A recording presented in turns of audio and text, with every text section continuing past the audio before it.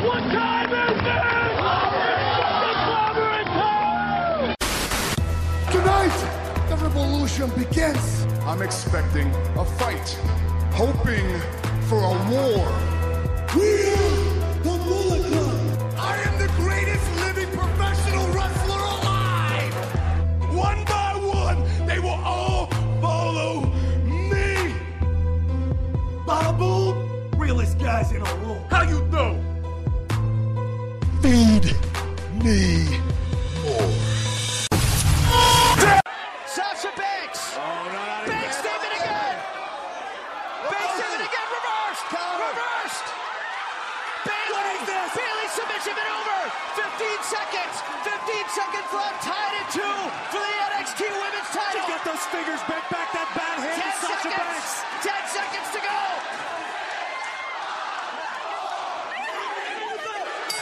The bell rang! The bell rang!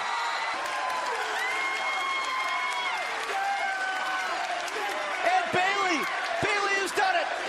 History made! Here tonight at Full Sail!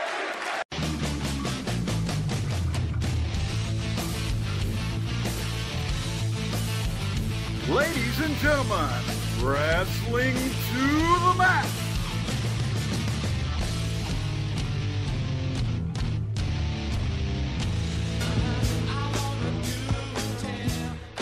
And your hosts, Gary Vaughn, Sean Garmer, and Paul Deezer.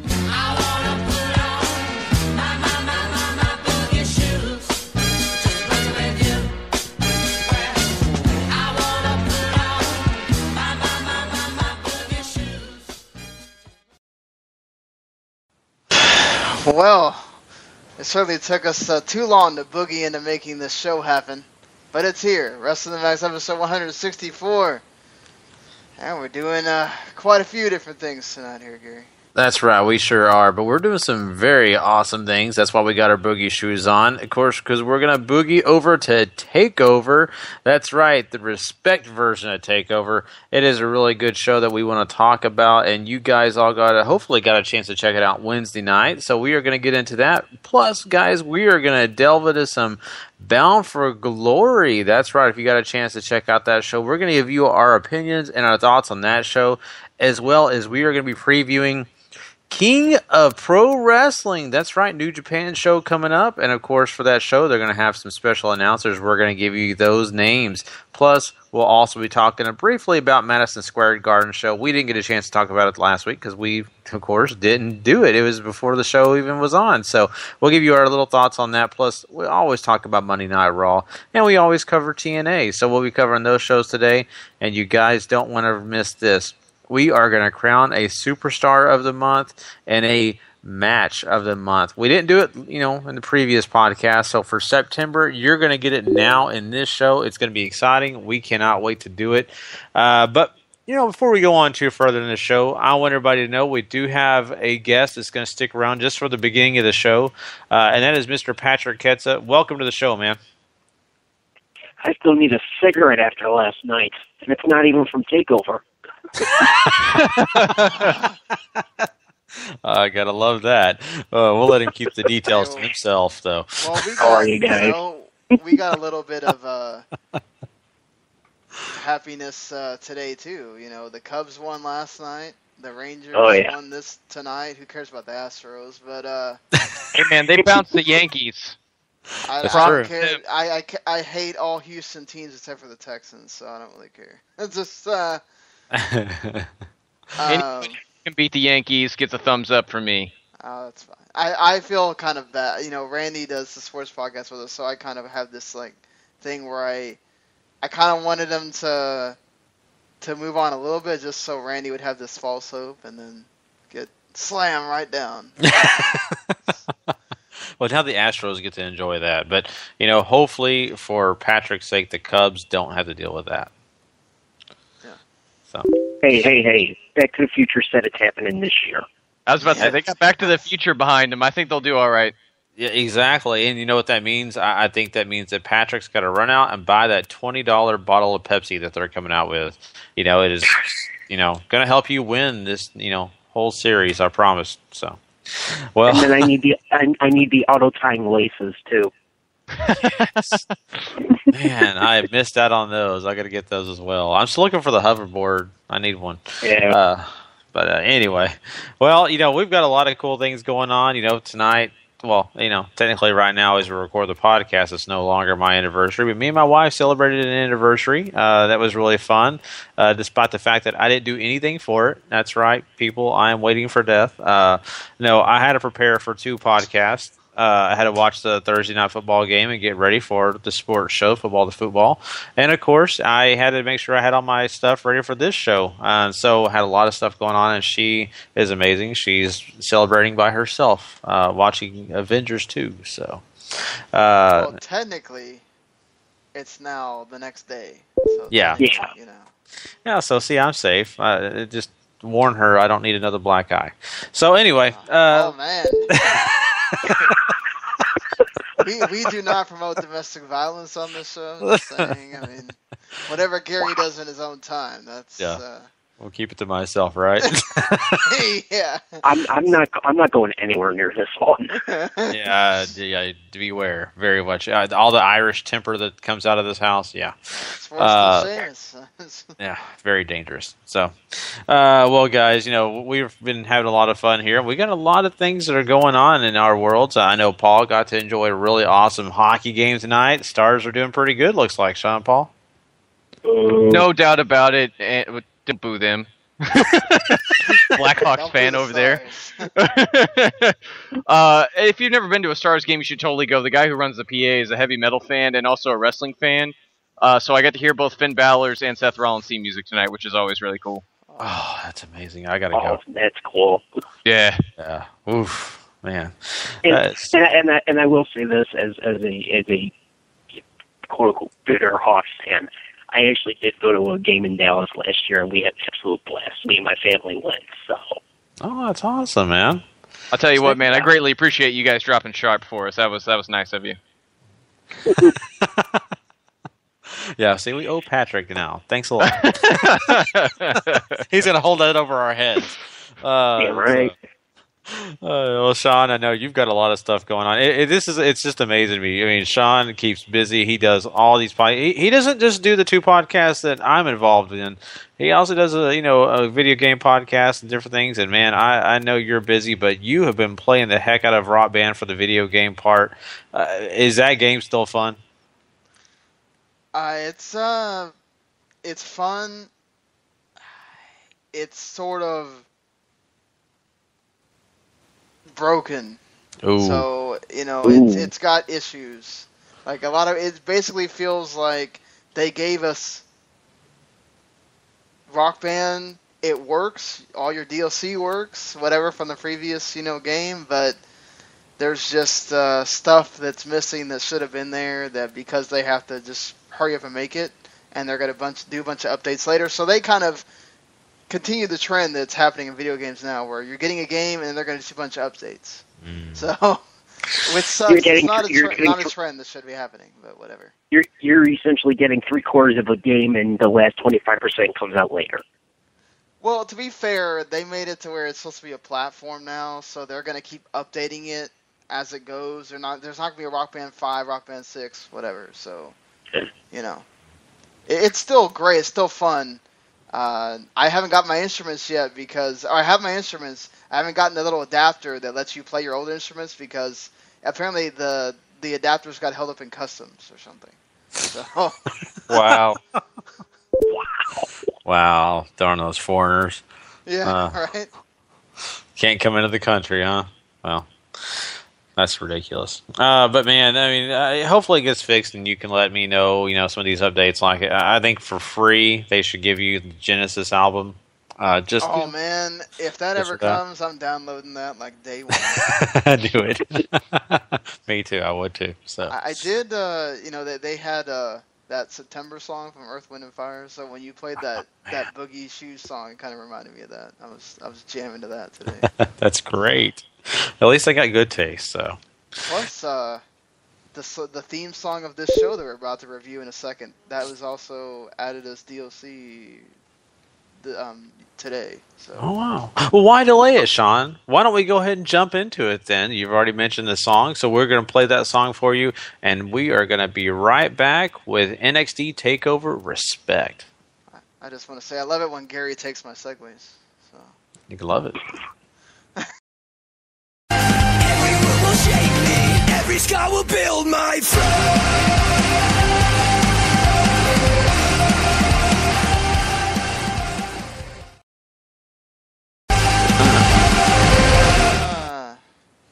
I pressed the button to make it go down, and it went back up. I'm like, wow. So I want you to have a double dose of this song, just so you guys are really pumped up and ready to talk about Respect. Oh, they play the hell out of that thing. Oh, God. Well, guys, I'm sure Paul was jamming. He loves that screaming music. Yeah, man. It was a good time. He's down. Definitely down.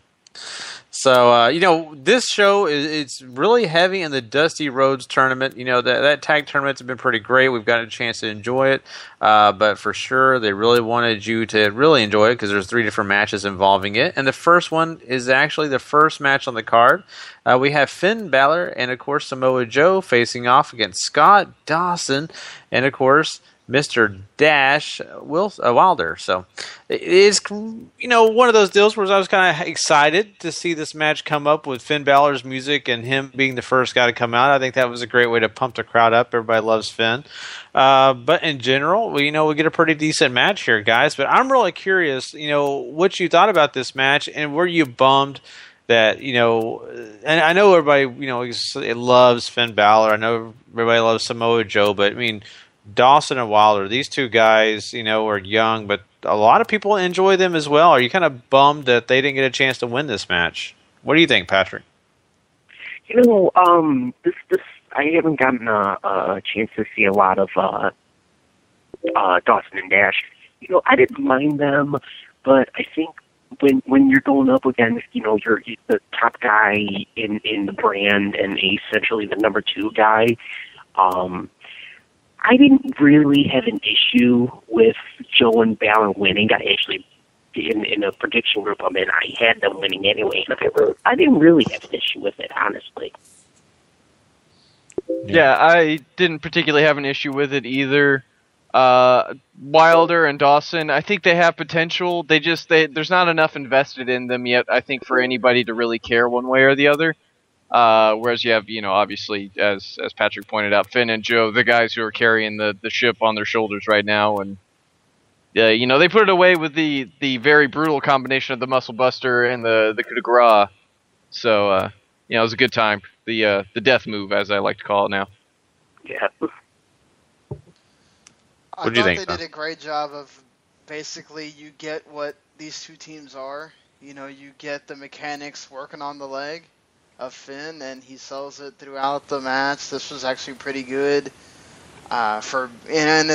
There's the mechanics are kind of guys that hardcore wrestling fans are the ones that are going to appreciate.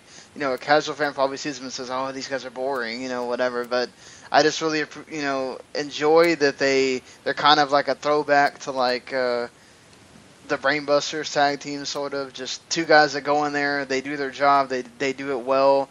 And that's what they're known for. And then, Finn and Joe kind of bring the pizzazz that you need. And they do that. And I love just the whole, like, Finn wanted to make sure he hit the coup de grace to get the win. And it continues the whole part with the leg later on that they made a big deal about later in the show. But that also kind of leads me to when we get to that final, why I'm kind of a little bit disappointed. Or kind of disappointed at what happens in that second match because of the stuff with all that. But why am I starting to get the feeling you and I are going to agree on a whole hell of a lot for this show? It just you tell me, man. Doesn't it make this is the Dusty Rhodes Tag Team Classic? I don't give a crap that Baron Corbin and Rhino are 2 guys you can beat, and it doesn't matter. It's not going to hurt anyone because they lost or whatnot. I get it. Like, Gable and Jordan suffering a loss that big in the final could be seen as a big deal. But you get to the final, and it's a tag team that gets to the final, not some bullcrap makeshift tag team that they're going to just beat up each other the next show. like Corbin and Rhino are. I just didn't understand that point. It's a tag team tournament with no tag teams in the final. Let's just put it that way. Like, I understood Finn and Joe, and even if they didn't, I'm totally fine if they want to go with the route of having them turn on each other later or whatever, if that's what they're going to do. But, like, not having at least one of the actual tags in the final, especially one like Jordan and Gable that are, like, obviously the next big team that they're pushing and that is getting over, I don't understand that. Like, it just made no sense to me. Yeah. Yeah, I mean, that was the second match there. You got Baron Corbin and Rhino, and they're facing off against Jason Jordan and Gable. And, Paul, I mean, looking at this, I mean, you may or may not agree with these guys and what they're saying, but I kind of feel similar. I think Rhino and Corbin do a great job, but I just, for me personally, I've been a fan of this tag team of Gable and Jordan, and I was kind of bummed it didn't, move on. They are a great team, and this is match of the entire tournament right here, because these teams came out of nowhere almost and put on a spectacular go-home into the finish. Like, that rolling chaos theory from Mr. Gable was downright badass. Like, he deadlifted Baron Corbin, who is at least 2 feet taller than he is. So, that is impressive.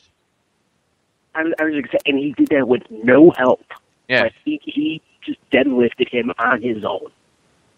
Absolutely. And then, Jordan coming in like a house of fire, too, looking all kinds of awesome. I don't know if this was the wrong team, because I think they're dead set on protecting Gable and Jordan as best they can to get them towards the titles sooner rather than later. So, I mean, am I upset that it wasn't an actual tag team in the finals? Yes. Do I get it? Yes. Yeah. Unfortunately, in this case, I think I actually have to disagree, because I think if there was at any point that there should be a breakout moment for World's Greatest Tag Team 2, I think it should have been this tournament. And then maybe if they win the tournament here, and then I'll get to why later on, and maybe give them the title shot in England, with the next takeover, since that one was already announced in December.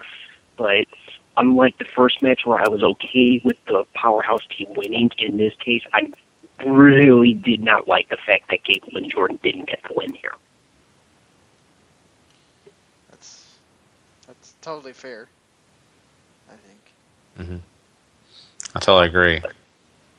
Yeah, and we're definitely going to get more into these matches, because we're in the final. But this match itself was just really good. It got to the point where, like, I thought it was going a little bit too long, and then all of a sudden they made it great again, like, towards the end. Like, this was, as, Paul noted, this was definitely the match of the tournament, or as one of the you could say, like, almost a show stealer.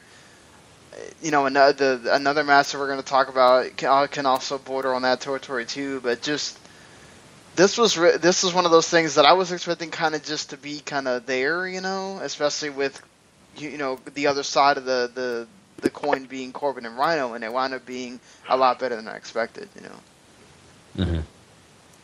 Yeah, and we'll definitely come back and talk about the finals here. Of course, we'll do that, but we got to go on to the third match of this whole night, and that is Asuka versus Dana Brooke. Now, as we were thinking, we were really considering this being a death march for Dana Brooke because of Asuka's ability, but I just got to know from you guys, did this match meet your expectations with Asuka going over here?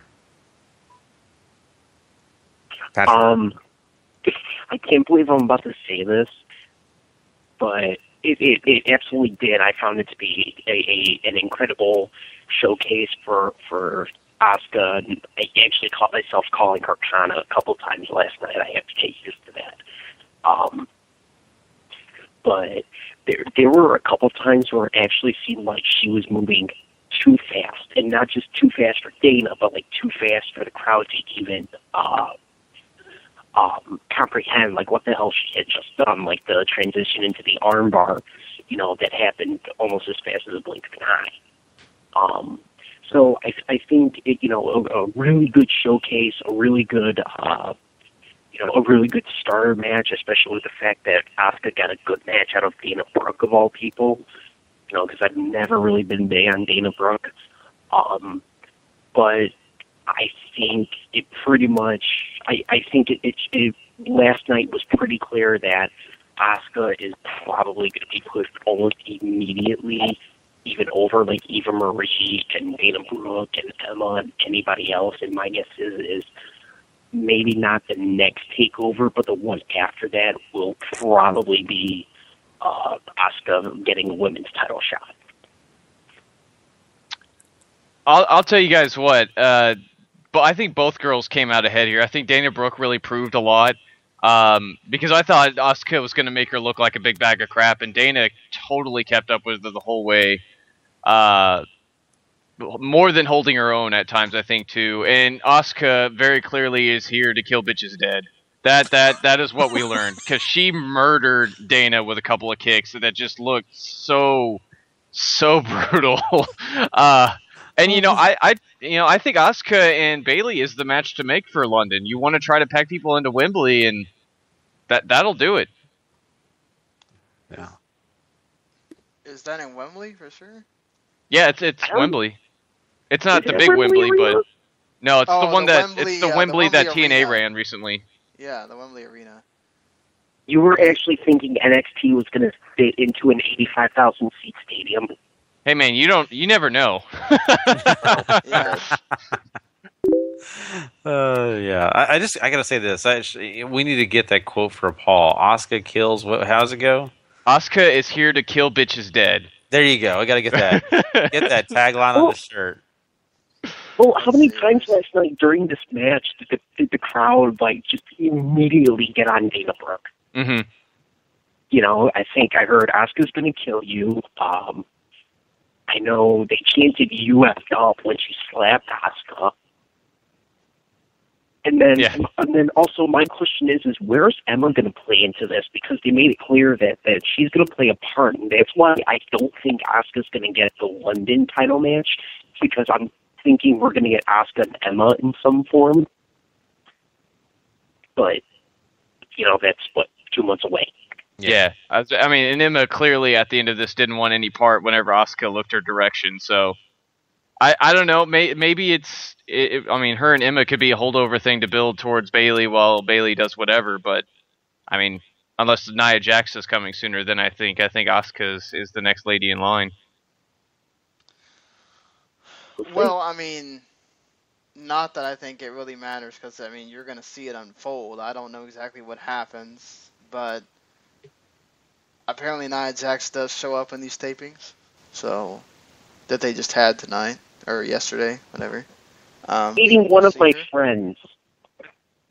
Do what? Meeting one of my friends. Yeah, it's and also apparently we're getting Bayley and Alexa Bliss. It seems. I don't know exactly what happens, but apparently it looks like she's the one bothering Bayley right out of the gate. So, I mean, it kind of seems out of nowhere, though, right? Like, that's why I brought it up, because it's like she got the stuff done with Blue Pants, and then I guess, I don't know, she's taking out her anger of Team Banff not having the titles, or I don't know, but. Yeah. Are y'all, if that winds up being not just some kind of short thing that they do in the meantime, because they still have 2 months here, they could obviously blow that off on NXT and then build up to the one that they're actually going to have in London in that February or in that November to December period. If maybe that winds up being the December match, are you cool with it being Bayley Alexa for the title, or not?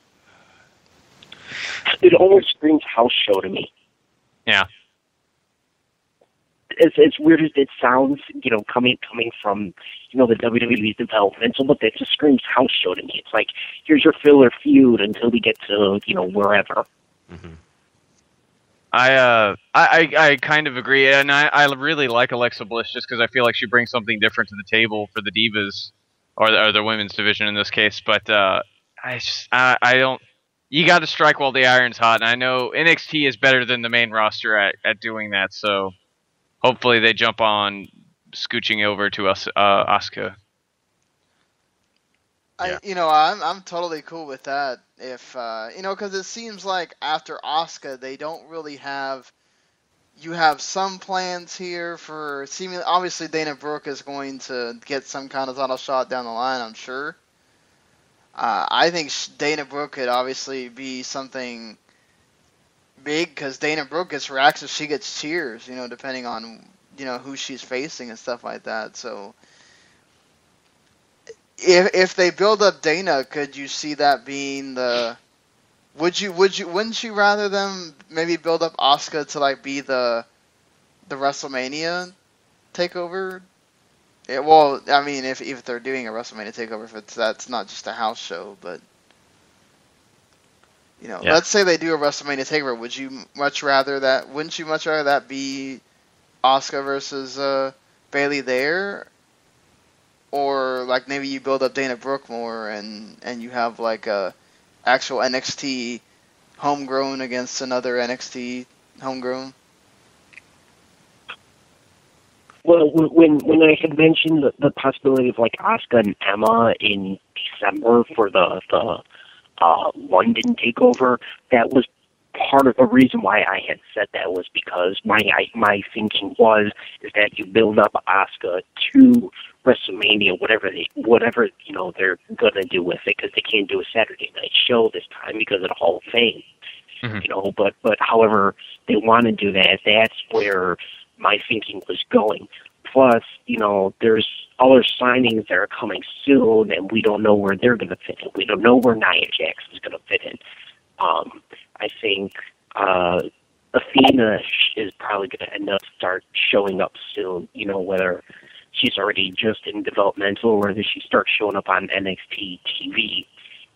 So the problem is that we've got roughly 10 weeks till the London takeover, and then we have, another 3 months to fill until, everyone gets to Dallas. So it's going to be insanely hard because there could be more additions. There could be some subtractions. Hell, could Carmella play a factor whenever she comes back from her injury? So there's so many things that are going on, so it's kind of a wait and see where everything is 10 weeks from now or 8 weeks from now. Mm-hmm. Exactly. And you got the addition of Nia Jax involved in this. We don't know, where they're going to be putting her as well. So there's a lot of factors here within this time span we're talking about, leading up to WrestleMania especially. So, we do have another match on this card that is very important to talk about. That is Apollo Crews versus my boy, Tyler Breeze. I just want to know what you guys thought about this match because, simply put, I mean, you've kind of seen Apollo kind of punk out Tyler a few times here and there, and, he does end up winning this match. I mean, I want to know what you thought about the match, of course, but what do you think about Tyler Breeze once again losing one of these matches?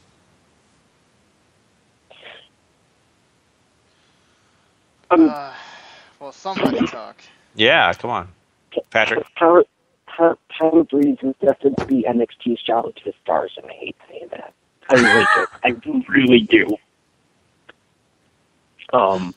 It's pretty clear. It's like he can't really move up because he can't move up to the main roster because there's already a handful of flashy gimmicks already that would kind of border with what he does. So he's stuck down in NXT, and he's essentially now just being used to get the new guys over. And to me, this match was a much better showcase for Apollo Crews than Apollo Crews' debut match to me, because it seemed like he was on offense a lot more this time around. It's pretty clear that Apollo Crews is on the rise, and especially with the comments that Triple H, was quoted as saying. I don't know if it was earlier this week or at one point it was during a conference call, and Triple H had said that he very much sees Apollo Crews as a future world heavyweight champion. You know, it's pretty clear that Crews is, you know, strictly onward and upward from here.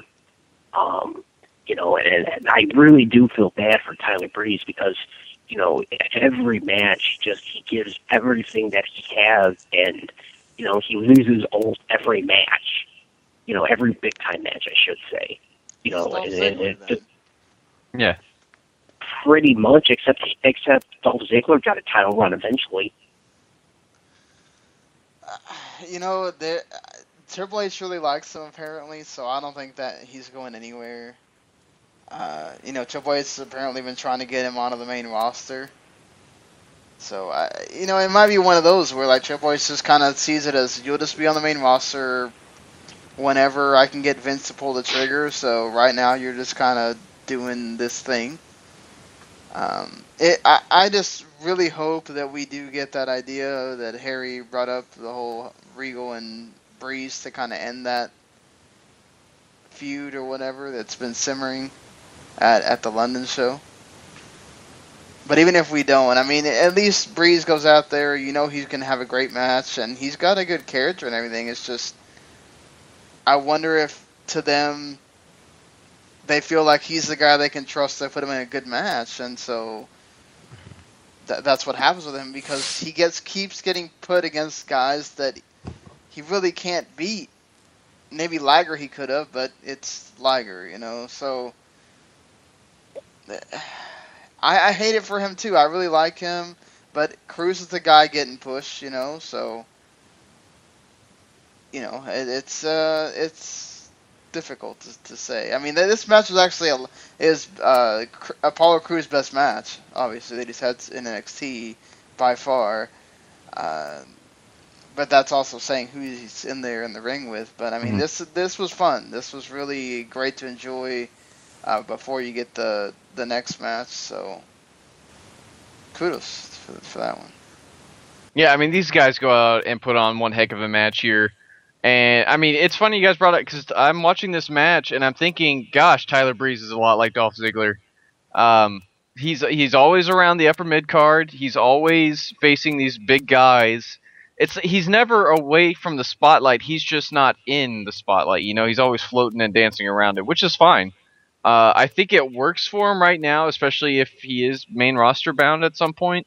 I wouldn't sail the boat on him yet, because if this all ends with him getting a big win somewhere down the line and suddenly he's in title contention, I mean, he could easily fit into that spot at any time if NXT needs that from him. So, yeah, very true.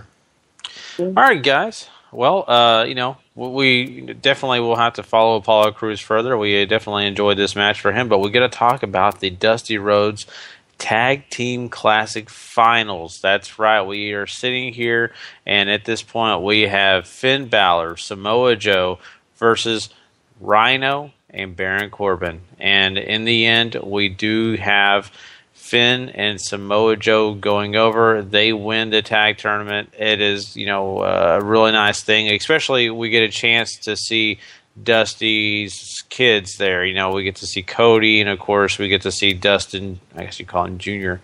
But you get to see both of them and their families, and of course they get to present the cup, which is kind of a cool idea to kind of keep it kind of like the Stanley Cup. I like that thought process for this tag team tournament trophy. But in the end, though, we do have Joe and Balor getting over here, and they're the first winners of this tournament.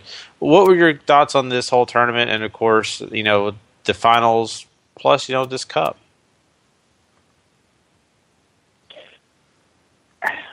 I'll go back to what I said earlier. The wrong team won. And I think, to me, I think part of it is that the kind of dusty finish, in that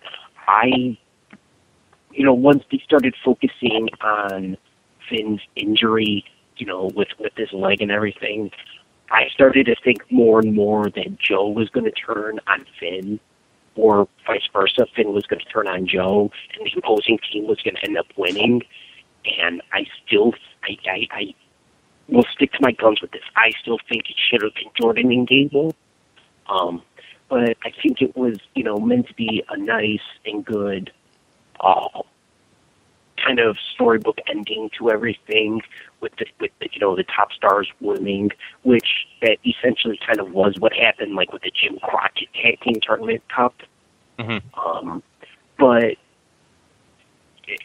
like I said, I feel like, like we said earlier, you had a tag team tournament and the final had no actual tag team in it. You had two put together teams. So it did kind of feel the final particularly felt a little bit tainted to me. I don't know about tainted. It certainly wasn't the better tag team match. This was the worst tag team match on the show, in my opinion. It was kind of blah throughout the whole way. Finn and Joe getting the win, I think we all knew was going to happen from the get-go. It's a nice little spotlight on them, and I'm assuming that these two guys are going to be your main event for London, if I had to take a shot in the dark here. And it doesn't even need to be heel. Nobody needs to turn heel. It can just be a total respect thing, and you can go from that direction if you really want to as well. So, we'll just have to wait and see. Did this need an actual tag team in the final? I agree with that. I still think Finn and Joe probably a fine choice to win this first one. You can have next year be about your tag team division if you built it correctly, and hopefully NXT does. Do you think they wanted their winners, especially being the first winners of this trophy, to be two guys that are major superstars? In fact, probably guys that are going to go down in history as some of this particular generation's best. Just makes me kind of wonder. You could say Jason Jordan, Gable, but their path is still unclear. At least Finn and Samoa Joe already have some legend behind their names. And of course, Rhino's whose Rhino is, but Baron Corbin is still, underwhelming since he doesn't have much of a background. Do you guys think at any point that was part of this thought process? And not only that, I think what Paul was just alluding to, the feud leading up to London, probably makes the most sense for that. But I kind of feel like those names kind of are put there for a reason. Kind of like that they had the stroke that I don't want to say the stroke, but they had enough backing behind their names that you almost expected them to win, and they have a big enough popularity kind of thing. Mm-hmm. So that way, when you look at that cup and you look at the history of it, the first winners are Finn Balor and Samoa Joe, and you're like, oh wow, that's cool. I forgot those guys tagged together. That was an all-star tag team. I think the problem is WWE is finally getting to need Kirk. They had the trophy in there. They had the sons of the person that the whole thing was about. And I think WWE finally got to me because I was sitting there expecting that trophy to end up smashed. I really was. I'm really, really glad that it didn't. But I was expecting Joe to hit Finn to hit Joe, Goldust to hit somebody. I don't know why. And like I said, I think it's just WWE's finally gotten to me with expecting that with every single trophy presentation ever of all time. But it just I was still really glad of the storybook ending, and the really happy ending. It just, like I said, it just something to me didn't click. Something didn't feel right. I felt like there should have been something a little bit more, and it just wasn't there. Not saying that it was bad, even though it was the worst tag team match. Out of the three that were featured on the show, it felt like there could have been more, and maybe they were holding back, knowing what was coming up next.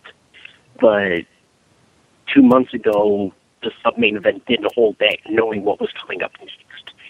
So it felt like there could have been more. I think is what it boiled down to for me. Sean, did you have any thoughts on this? The match was good or whatever. It wasn't anything like I thought it would be better than it was. I expected that Joe and Finn were going to win, so I just thought they would do the turn or something there to make it something that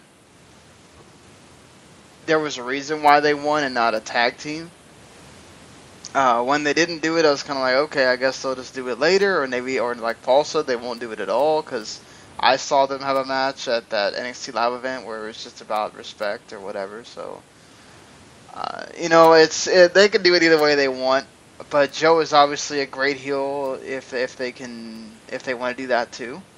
Not that the fans will probably still cheer him. So at least at Full Sail. So, that's one thing that you have to wonder about. Is it even worth it? Because the fans are probably never going to really boo him. Because there is that contingent out there that doesn't like, there's a contingent that loves Balor and all that stuff, and a lot of it's, women and whatever, but there is a contingent out there that still feels like Finn hasn't done anything. He doesn't do much for people outside the entrance, so just saying. There could be people that could be more on Joe's side because they've seen him for so long. Mm-hmm. True. So, well, that is your champions for this year. Hopefully we'll get a chance to see who will get that trophy next year with the Dusty Rhodes Tag Team Classic. So, but we have a final match here, the main event, it's kind of funny they call it an Iron Man match. I almost want to call it an Iron Woman match because that's what it was here. We had Sasha Banks facing off. I think that's actually good because they don't have to label everything woman because women are participating in it. That That's just true. Be the name of the match. Kind of like, actress, actor. You can call an actress an actor. It don't matter. So, but we do have Sasha Banks versus Bayley, the women's champion here. And, it is a cool thing to see this match progress and to see everything they went through during this match. And I'll let you guys kind of elaborate on the match itself. But, we do have Bayley going over here. She's the victor. She does win 3-2 when it comes to falls in this match. Plus, we do get to see both girls just emotionally, just really, just moved by this whole event. You definitely see Sasha moved by it. You definitely see Bayley crying in the ring, holding the title.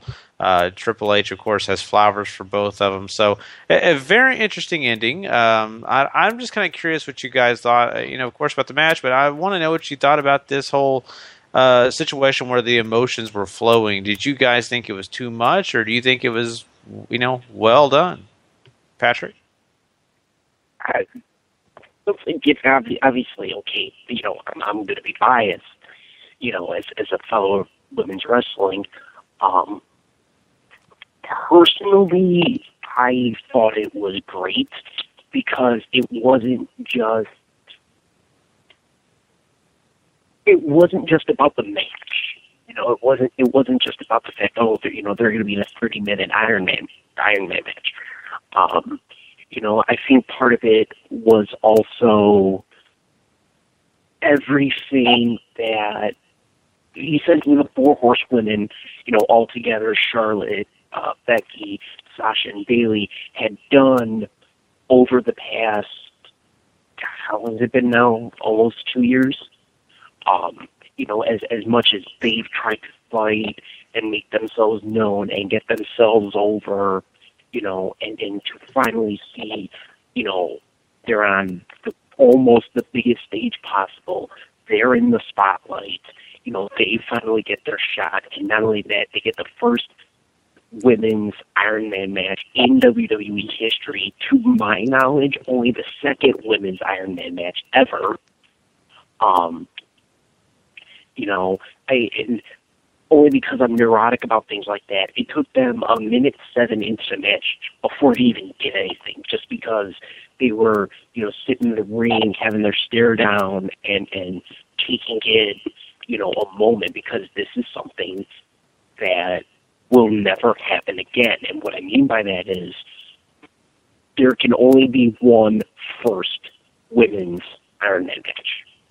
And Bayley and Sasha Banks were the ones who were able to be the two that they trusted to carry an entire show and carry, a 30-minute match, and then women's wrestling, they're not known for extremely long matches. 30 minutes is an extremely long time, So I thought, the emotion and everything going in, and with the fact that the crowd kind of spoiled the fact that it was most likely Sasha's final NXT match, I just thought even I got misty-eyed with it too. So,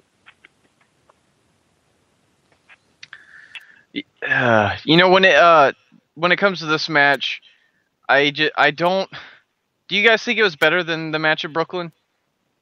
No. I don't think No. so. Okay, good. Because I don't either. I think they surpassed the Brooklyn match technically and from a story point wise, because during their match they have so many callbacks to their other matches that they've had with each Not other. to mention, they made a little girl cry. Like, Yes, Sasha being 20,000% heel, amazing. absolutely. The wrestling was top notch, but it didn't have that same emotion behind it that the Brooklyn match had that made it feel special.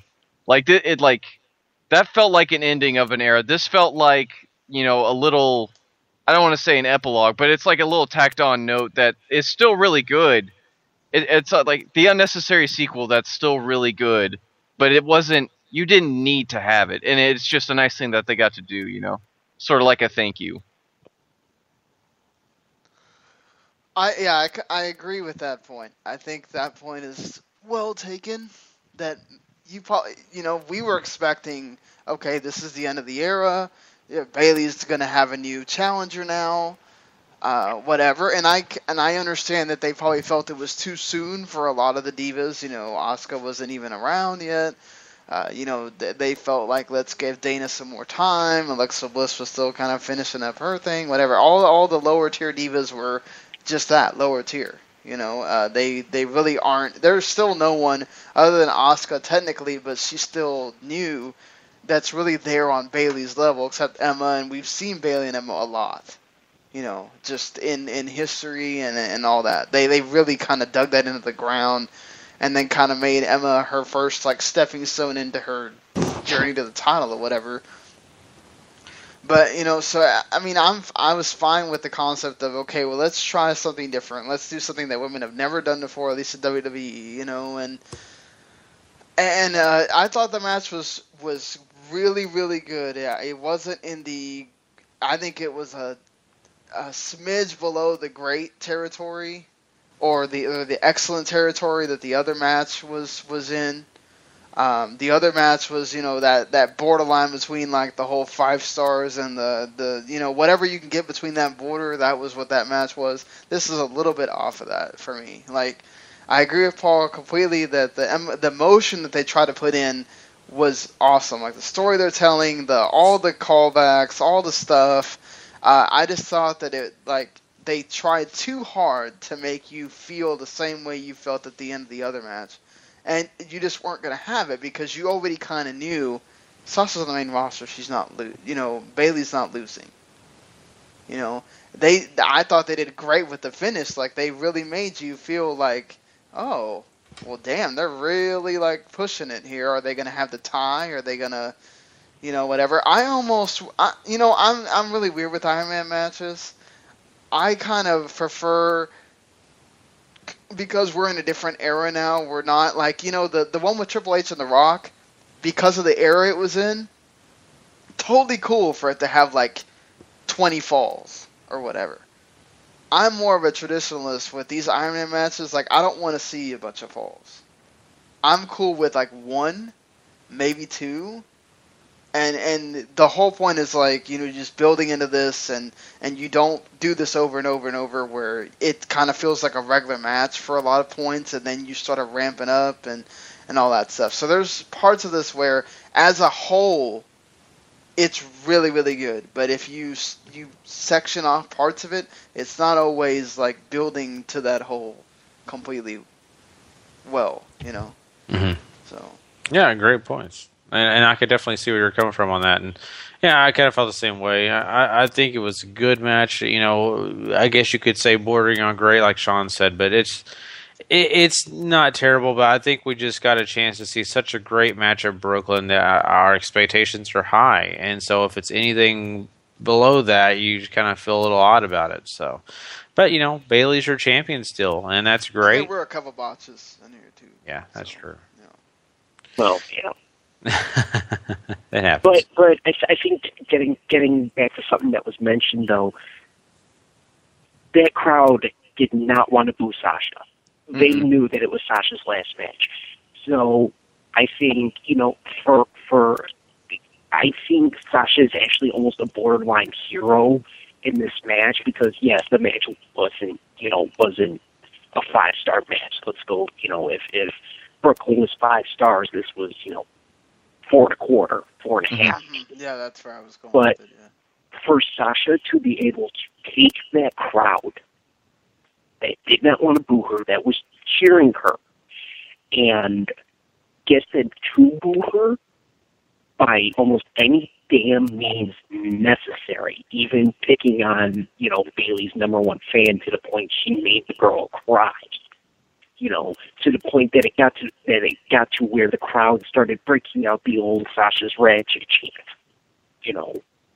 To me, that tells me that Sasha knew what had to be done, and Sasha got it done. And the finish, there was really only, once it got down to about 3 minutes, I sat there and was like, there's only one way this is finished. Either Bayley's getting the last fall, within the final 5 seconds, which lo and behold, that happened, I said, or is there an outside chance it ends in a tie? Which they started mentioning about 3 minutes in, and then, they started mentioning overtime and everything, and then it's like, okay, well, Bayley's going to get the last fall, and she did with, via submission and all that, but, it wasn't as good as Brooklyn. It seemed like it could have been a lot better if they had tightened everything up. It seemed like they took a 20-minute match and stretched it to 30. I agree with that. Yeah. There was certainly a lot of the opening stuff that it felt like they had to stretch out because they had to go 30 minutes. So. Yeah, for sure. So, taking all this into consideration, we've got to give this show a rating. So I just want to know, Patrick, what do you think this show deserves? It's not their strongest show, by any means. But the thing is that you still have the ability to see that a subpar NXT show can still end up being miles ahead of even an adequate WWE show. So, I think for the overall with the main event, and I think the main event still made everything feel special, and it to me it did feel special. I would probably still give this a 7.5. Man, there's a surprise tag team match there between Corbin and Rhino and Jordan and Gable that was really good. You can question the booking decisions made for the Dusty Rhodes Classic on this evening. I honestly you can't take anything. The Divas totally carried the show and brought everything and more that you could want. Cruz and Breeze delivered. I'm giving it an 8. I really enjoyed this show a lot. Yeah, that's where I was going with it. I was going to go an 8 as well. I thought it did really well and just giving you a lot. I mean, I don't think any of us expected that Gable and Jordan match with Baron and Corbin to be as good as it was. Asuka's match wasn't a total squash either, so that was entertaining. And you also got another one with Breeze and Cruz that was actually really good too. So plus the main event, and you got Finn and Joe winning for like the landmark moment there. So I'm gonna go with 8. Almost, I'm still kind of in between whether 8 or 8.5, but I thought it was a pretty damn good show. I'm like a jerk. No, I'm sorry. Yeah, no, I mean, honestly, my first thought was 7 to 8, and I didn't know, and 7.5 is right about where I was going to be going, but your guys are trying to really hard to convince me to go to an 8 here. But overall, decent show. You had some good matches in this show, and like NXT always does, you always have a few things that you're expecting, but other things that are just, a complete surprise. And so I was happy with the product. I really enjoyed the show, and I think most people that I've, heard things from did enjoy this show. So that's a positive. One thing before we do get out of NXT Takeover Respect. I want to bring this up, and we're going to do quick hits, but there is a news topic here that I want to go ahead and make it relevant since we are talking about NXT. And apparently at that event, Takeover Respect, Mr. James Storm, former TNA World Champion, was there in attendance, and it is now known since that show that he has actually made his NXT debut.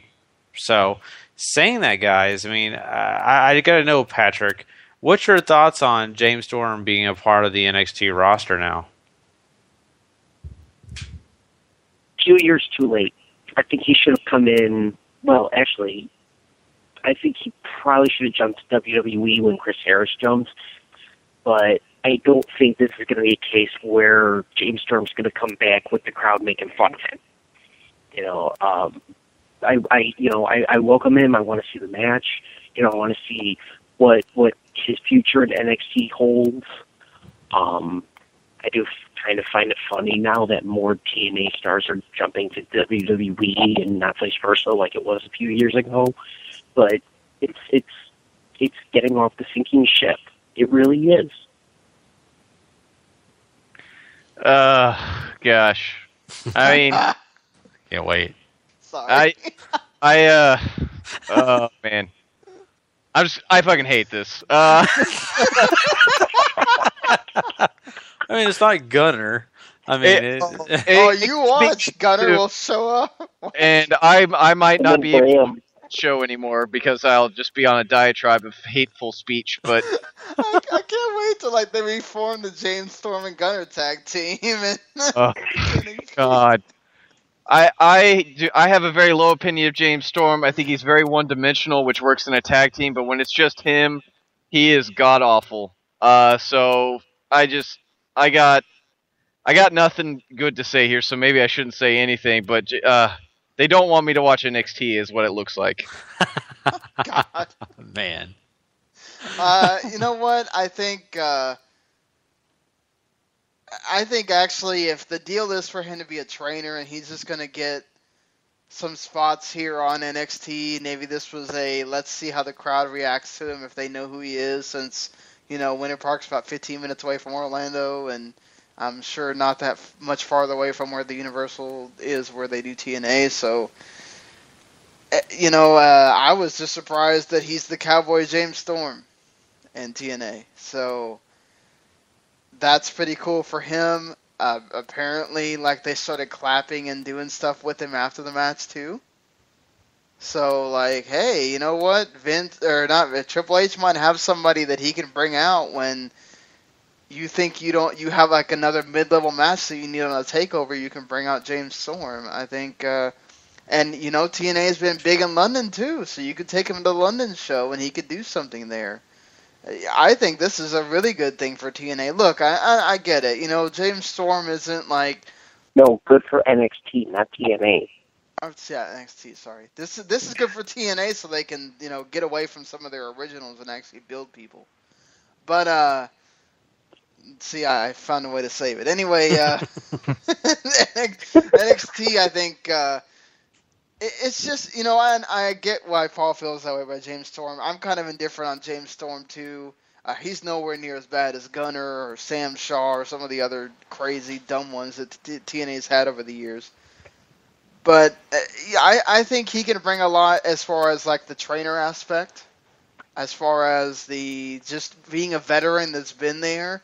Maybe you didn't get to the top part of WWE, but you still got in a different company, and you can show people that there's a way to make it, even if you don't ever make it to top star status in a company. You could still give a lot to the company. So I don't see this as a terrible thing. Yeah. I mean, and if you mentioned that, that Storm's being a trainer, look at WWE, or look at NXT's current trainers. You have Albert, who had a decent run in WWE, but was never big. He ended up big in Japan. You have Norman Smiley, who was big in WCW. You have Sarah Del Rey, who never worked, a WWE match ever, and most likely never will. So it's just a different way of broadening horizons, I think, is a way to look at it, if he, ends up being a trainer for NXT. So, the more the merrier. The more different experiences that you can bring in, the better. Mm-hmm. Yeah, I totally agree. I mean, you need guys that are veterans, guys that these young guys have not faced before, and that's the only way they're going to learn. And this is exciting just to see somebody who has the experience that James Storm has to come in. I mean, he may not be a fan favorite, he may not be somebody that everybody loves, but he does have a certain niche and an ability to make this roster better, I think, in the long run. So. But that's just cool information, and of course we'll be delving into some of those shows before you know it, so we'll give you more heads up on James Storm as it comes to us. But man, this has really been fun, having Patrick Ketza on the show with us. Of course, he's from Wrestling Unwrapped. I want you to go ahead and kind of give us some of the lowdown about the show, man. We were hoping to have it back by now. Obviously this is a terrible weekend for me. It's stay tuned. That's honestly all that I can really say, because Harry and I talk almost every damn day, and we keep talking about when are we coming back, when are we coming back, when are we coming back. We're coming back. Damn, I wish I had a date. I really do. But unfortunately, it's you can just one of keep those us things updated, and we can tell people when to check y'all out if y'all do decide to come back. So when we come back, we are coming back. Well, whenever you decide that date is. Yeah, it's just unfortunately, I think for both Harry and I think real life kind of got in the way right at this point. I'm dealing with things with my grandmother and stuff's going on there. Harry's got his own things. So I think by this point, we would have been back, except real life got in the way. Mm-hmm. Yeah. So, okay. Well, sure. Soon. Yeah. That's all I'll say. Soon. Well, definitely. So, no pressure, like I said. Just was curious about what's going on. And, we're excited about when you guys do get a chance to come back, and everything that you're involved in. So, yeah, keep us, all informed and everything. And we want to wish you best of luck and safety headed over to Shimmer. That is going to be exciting for you. I know you're excited about getting over there. So you were at. Unfortunately, I have to take the wish of safety a little more literally than some people. Yes. Oh, I bet. Yeah. So you're going to be at Raw next week as well, right? On Monday? Correct.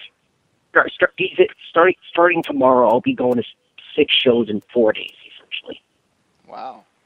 Because there's also AAW tomorrow night. So you better give us a report then for when. Whenever I come out of my wrestling-induced coma, sure, you got it, guys. Oh, man. Well, man, Patrick, I know you've got a lot of stuff to get going and doing, but we want to thank you for joining us and taking a little time out for us. We really appreciate it, man. Oh, no problem. I'm glad to always help, and I'm always glad to talk NXT with you guys. It's always fun. Definitely. We'll catch you down the road. All right. I'll talk to you guys later. Thanks a lot. Mm-hmm. All right, guys. Well, we do have more on this show for you guys. Don't forget, we do have the Bound for Glory review we'll be doing later on in this show. And, of course, we will be talking King of Pro Wrestling. That's right. We'll be talking about that New Japan show. But before we do, we have to run down some quick hits, guys. We've got a lot of news topics this week to talk about. So we do have Glenn on here. So. Oh, Glenn, man. Welcome back to the show. Hey, guys. How's it going? Hey, so I hear you have a few thoughts on NXT Takeover you may want to be... Yeah. I will say, I think you guys made like a slight oversight when you were talking about the Bayley versus Sasha match. I mean, that was probably if not the most physical match I've ever seen, like in the PG era, like Diva wrestling era. I mean, how many times have we seen a Diva take a Tron, like being run into the Jumbotron? Yeah, not a whole lot. Fatal yeah. 4-way. Is that one? Yeah. Which one? Yeah. NXT Fatal Fatal? 4-way. Yeah. Oh yeah. Whoops.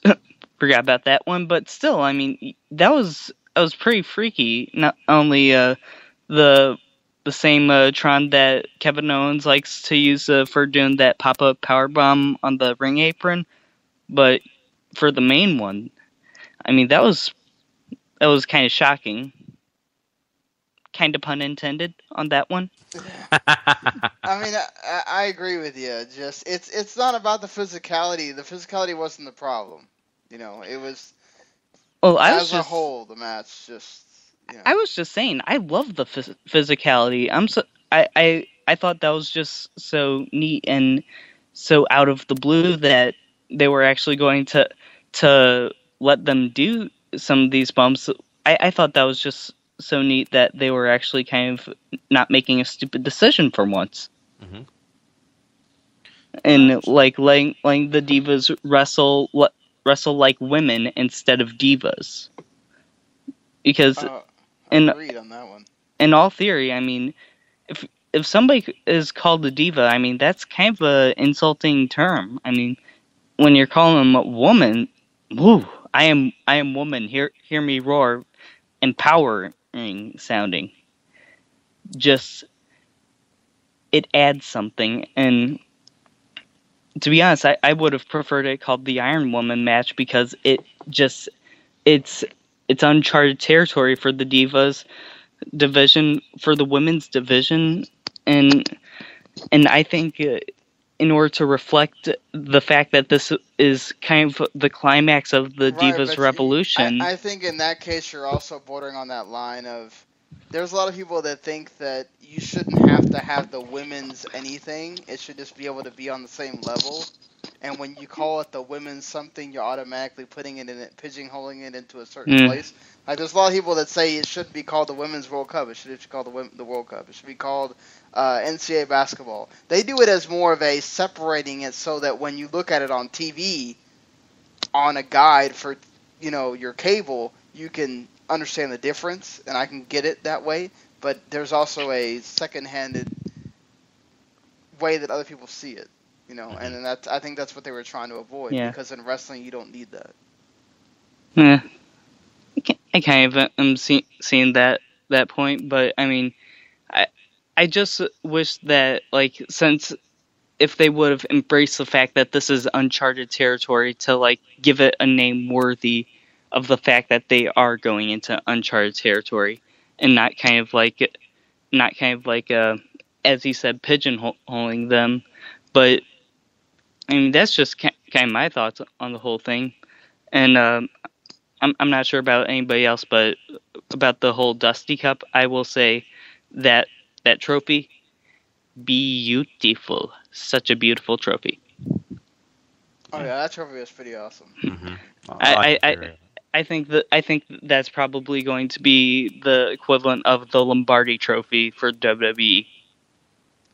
Oh wow, that's pretty high honor, huh? I mean, I don't know what else they would make a trophy for like that. So you might be spot on as far as looks, I guess. Yeah, I mean, at first glance when they showed it, I thought it was almost made out of glass, but upon second glance, it's no, that's just really, really, really, really shiny, ridiculously shiny. True. But I mean, it was just a really neat way to pay tribute to the American Dream. I mean, well deserving of this tournament, and I know somewhere up above. I mean, he's really smiling down as NXT kids. They made him really proud, just that whole night. Oh yeah, I mean definitely, and it was just great to see the family there and them be a big part of this. WWE really didn't have to do that; could have just kind of unveiled the cup, but having them be a part of it and all that, I'm sure Dusty's smiling down from heaven. Oh yeah, and just kind of like given. He's definitely given Triple H that big old blue-eyed wink from the sky. Yeah. Well, anything else you want to talk about? I know we've got to go and do a few other things, but I'll let you go ahead and kind of give us the rest of your thoughts, and maybe you can give us a rating too. Yeah, I mean, to be honest, I would have to say, like, I was if I had to rate the women's match star-wise, I'd say 4.5 out of 5. Just kind of like, if they did it without the physicality, I would have just given it an even 4. But I mean, I love the fact that it was just like, it was a hard fought match, and that was just so neat to see. And I will say, Kana or Asuka, for some reason I want to also call her Asuka. I mean, does anybody else want to do that? Just kind of phonetically, the way the name's spelled. Yeah, it is tempting. That's what we thought it was going to be at first, but they went with the Neon Genesis Evangelion form of saying it. So. But I will say, I love the fact that they didn't. That WWE didn't edit out the "you blanked up" chants as soon as Dana Brooke kind of did the stupidest thing of just kind of like, what was it? She slapped her or shrugged her? Yeah. She also patted her on the head. Yes. That was basically kind of the same look that I think Ronda Rousey had in her eyes anytime, like at that last fight she had, and also at Mania. That same look that Rock so absolutely adequately said, that look means that she's going to reach down your throat, pull your insides out, and do jump rope with your fallopian tubes. That was the equivalent of that death stare. Oh man, so graphic. Oh man, what do you have for a rating for this show? Ooh, overall, I'm going to kind of go on the same boat as everybody else. 8.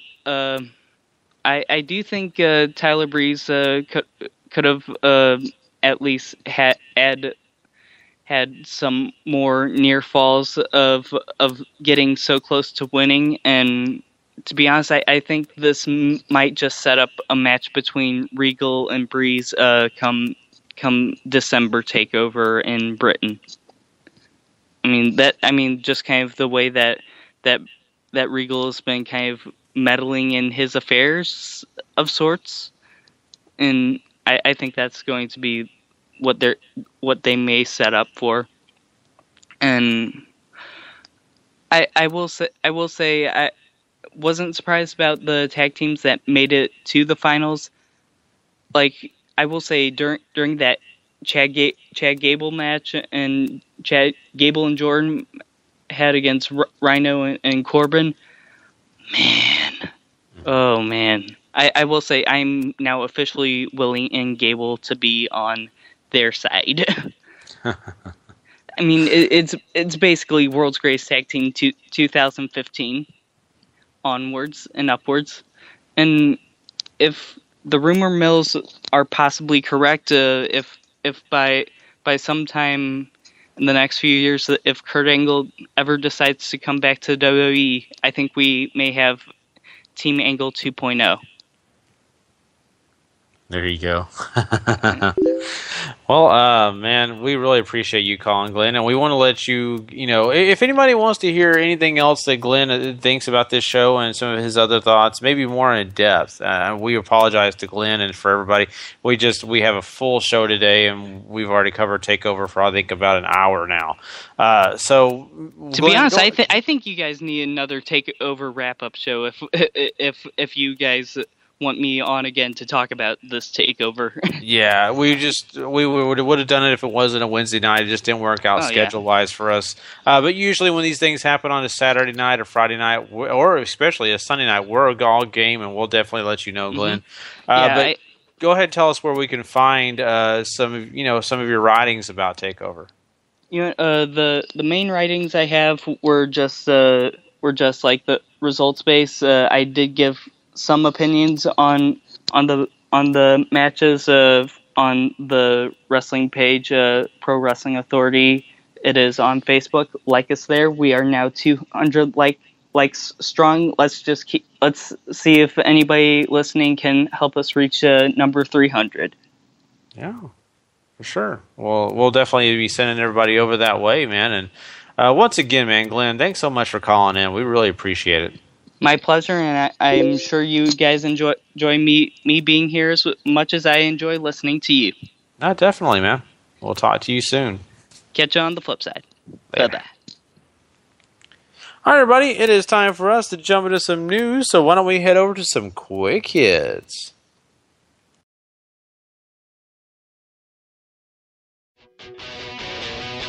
It's time for wrestling news.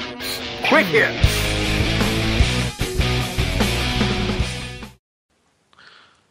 All right, guys, we got a lot of things going on in the world of wrestling right now, so why don't we go ahead and jump into this hard and heavy, and let's go ahead and start talking about a few things like, the situation that's going to be going on with New Japan. Now, I'm just starting out with New Japan just because, we all, enjoy it. And, of course, this next Tuesday night, we're going to have a special show that's going to talk all about this show, King of Pro Wrestling. Sorry, lost my words. So you guys don't want to miss that show. But what's interesting about it is that, we got that show, but one of the biggest show for New Japan is, Wrestle Kingdom. And Wrestle Kingdom 10 is right around the corner. It'll be here before you guys know it. And, of course, if you remember last year, they had Jim Ross and Stryker do the show, and GFW was the one who kind of supported that, and they were a part of the whole thing. They are not really getting to be a part of it so far. Jeff Jarrett's kind of angry, a little bit mad because, he's trying to get a hold of New Japan, trying to get himself back in the door. But New Japan is not so forthcoming because they have a plan of their own. They have been tight with ROH for a long time, and, of course, we now know that I believe, Sean, if I'm not wrong, King of Pro Wrestling is going to have the announced team of Matt Stryker and Kevin Kelly. Yeah.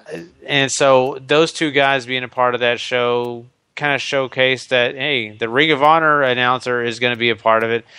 And we have a strong tie with Ring of Honor that they are really leaning towards Wrestle Kingdom 10 being tied to Ring of Honor, especially since they do have a TV deal, which Global Force Wrestling is still trying to find out how they can get one themselves. So I just know, what do you guys think about this? They apparently have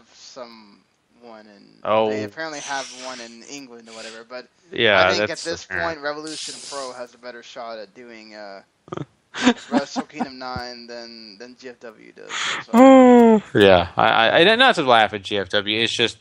It's the honest truth. Ring of Honor right now is the best option for New Japan, simply because they have more exposure. I don't know, Paul, what do you think? Yeah, I mean, it makes sense. You go with the guys who have TV now. That's ROH. So you go with the guys that maybe a lot of people feel you did dirty by sending Liger to WWE or whatever. You can fix that by, hey, you can sponsor us with this. We'll give you some cut of the money, and we'll have Kevin Kelly come on, and he can talk about ROH all day till the cows come home on there. But it makes sense, and I mean, I'm sure if GFW had a bigger TV deal, then they would side with GFW here. Mm-hmm. Yeah, Paul, I mean, this announced team, are you thrilled about that? What do you think about it? I mean, I know there's people out there that aren't big Stryker fans, but he's once again going to be a part of the team.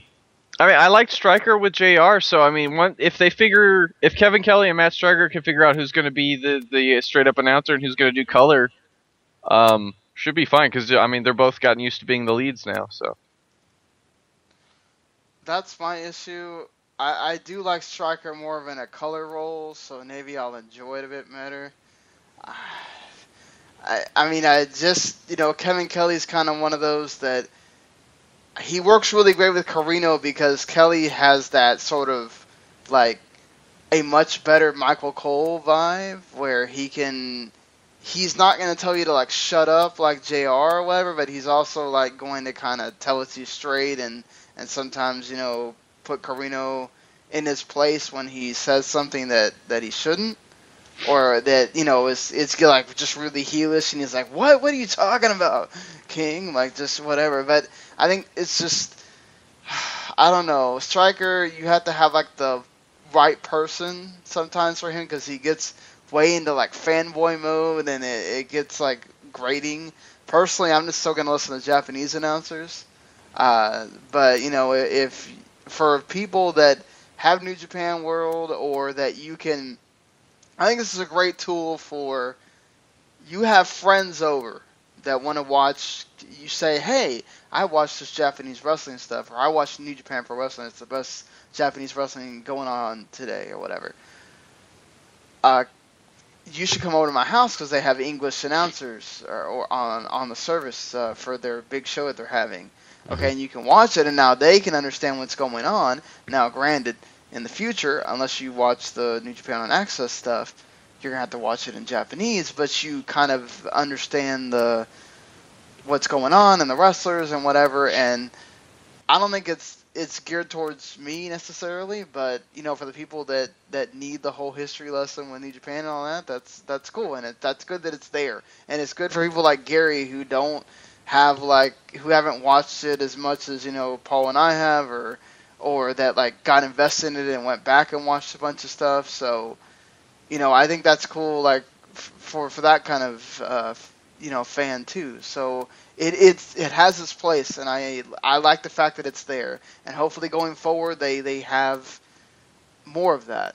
Not just for Wrestle Kingdom 10, not just for King of Pro Wrestling. Hopefully for maybe not the Road 2 shows, whatever, but hopefully at some point maybe all the big events, that one pay-per-view a month thing that New Japan has right now, hopefully they can get that in there. I still think that they made a mistake and Mauro Ranallo should be the guy doing it, but that's just me, I think he does a great job on those Access shows, and I think that's I get what they're doing, though. I get why Kevin Kelly's there.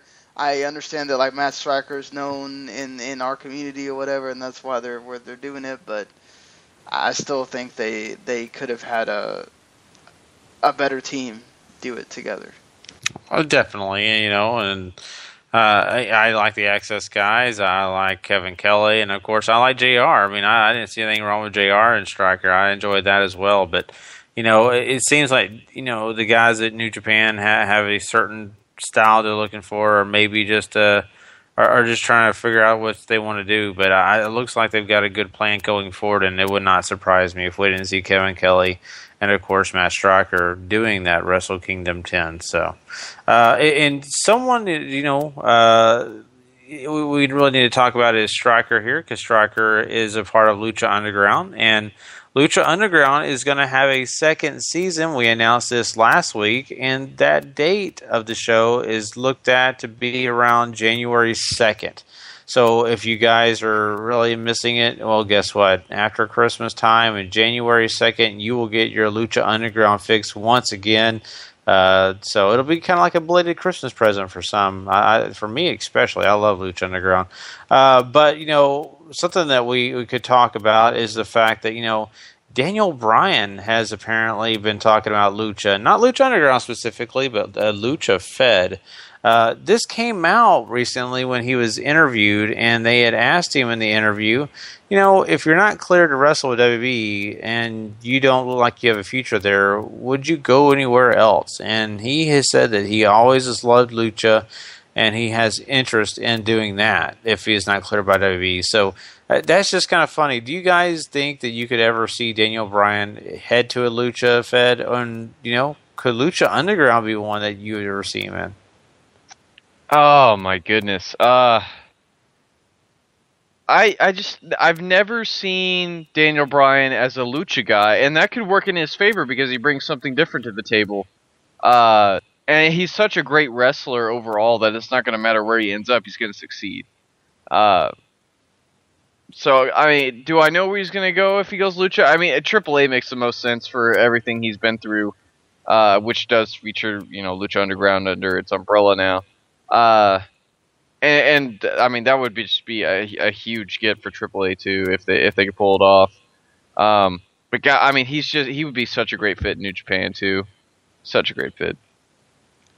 I'd love to see him go to Japan if he went, but I think the problems with his neck could rear their heads in a bad way there. I think what he said was, which also goes into New Japan because they work with New Japan, is a CMLL is the one he talked about personally in that same interview. So, if that's what he wants to do like a one-off show, I totally see him going out of the country. I don't think he would want to compete against WWE like Lucha Underground would be doing, or whatever, NXT I guess would be the case at that point. But I think he would technically go out of the country and do it. And if anything, if he was going to return somewhere that had anything to do with America, I could see him coming back to ROH or something. Yeah, first. Ring of Honor would be the best fit for him if he wanted to stay somewhere stateside. Yeah. It'd just be so weird now that he's been a part of WWE for a while now. It's going to be so weird to see him back in those organizations if he ever does head that way. I mean, I think it'd be great for him. I mean, I understand him too. Like he says, obviously that it seems like WWE kind of wants to keep him around in other roles, and he's just like, man, if I'm anywhere near the ring, I'm just going to start getting this feeling of I can still go out there and do this, and I'm not doing it right now. Mm-hmm. And I can understand that. Like I can understand how he's gonna get that itch of, man, I feel like WWE's not clearing me. I feel like I can still do it, and then he's gonna get depressed or whatever. I guess kind of like Macho Man did, when he left WWE. So yeah. It's a difficult thing, especially when you're used to being in the limelight. You're used to competing. And when all you're doing when you go to a show is maybe, go out to the ring and talk, or maybe just be stuck backstage in catering, visiting with people, it's not fun. And I could definitely see him, if he's not going to be allowed to do it in WWE, hey, find another way to do it, and that's what we could be seeing in the near future. But, since we're talking about, backstage areas and things like that, why don't we, go ahead and talk about Bound for Glory? Now, we'll be talking about the show itself later on in the podcast, but one news item that came out about Bound for Glory was the fact that they had a VIP package for all their fans to come and check out the show and, of course, join them backstage and kind of see what things are like with the talent. And they got to eat in catering and just be a part of the whole backstage part of the show, just really, honestly, kind of invading the area where most of the talent are.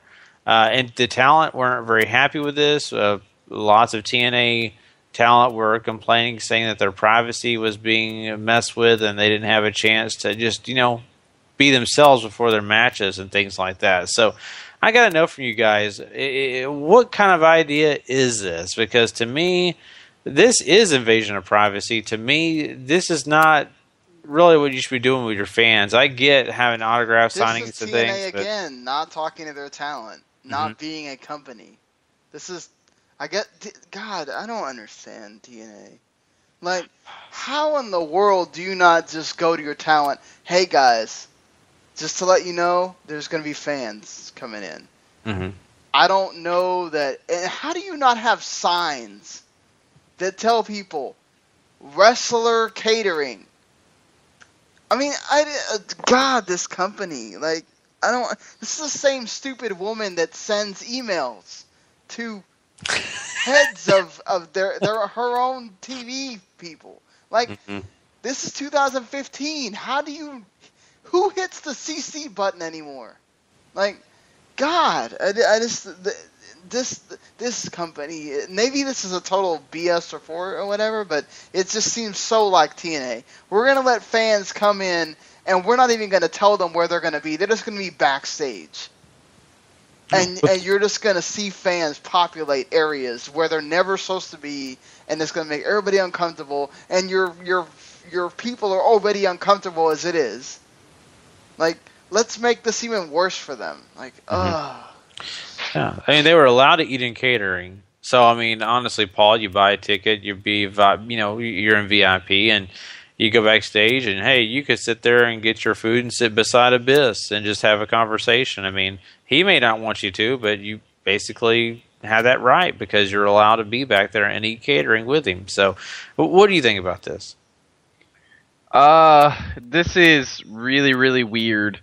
I get what TNA's trying to do. They're trying to appeal to those hardcore fans that are still around to come in and have an experience, and that's all well and fine. But like you have both said, you're taking away the one little brief, respite place that these guys, sanctuary. That's a good word. These little sanctuaries that these guys have, where they don't have to be on. They can just be themselves and. You take that away from them, and I imagine you would have more than a few angry people banging down the boss's door, going, "Hey, what are you doing here?" Yeah, true. I mean, I know for me personally, I would be very, very uncomfortable. Especially, you want to keep some, kayfabe. You want to be able to keep yourself, focused on what you're doing. And it's kind of hard to do that when you're dealing with the public, right in your face before you even, get a chance to get ready. So I think it's a ridiculous thing, and maybe they'll have to, fix this in the future because this is not a really smart idea at all. So, well, guys, because of time, let's go ahead and rapid fire these quick hits. And so we'll go ahead and jump in them. You give it your answer, and we'll move on to the next one. Let's start out with the rumors. Now, these are just heavy rumors, so we're just going to throw this out there. MVP re-signs with TNA. Now, we don't know this for a fact, but there have been reports out there that he has. You don't think so? I think somebody just listen, the guy that retweeted that tweet that I wound up retweeting, that was probably a mistake on my part. Robert is very well known for starting rumors and a lot of them winding up being true. Okay, this is a guy that's like big on the observer boards and whatever, okay, and he was backstage at TakeOver. Maybe he talked to somebody and then he realized that, WWE wasn't going to take him back, so maybe he started talking to TNA again, and TNA's so desperate to have anybody that could draw anything that they'll just take him back. But I am one of those that he also retweeted a tweet from March. So, take that with a completely huge grain of salt. So, Paul, you just got a big, huge dose of sodium. I like salt. That's good. Either way, I'm still meh.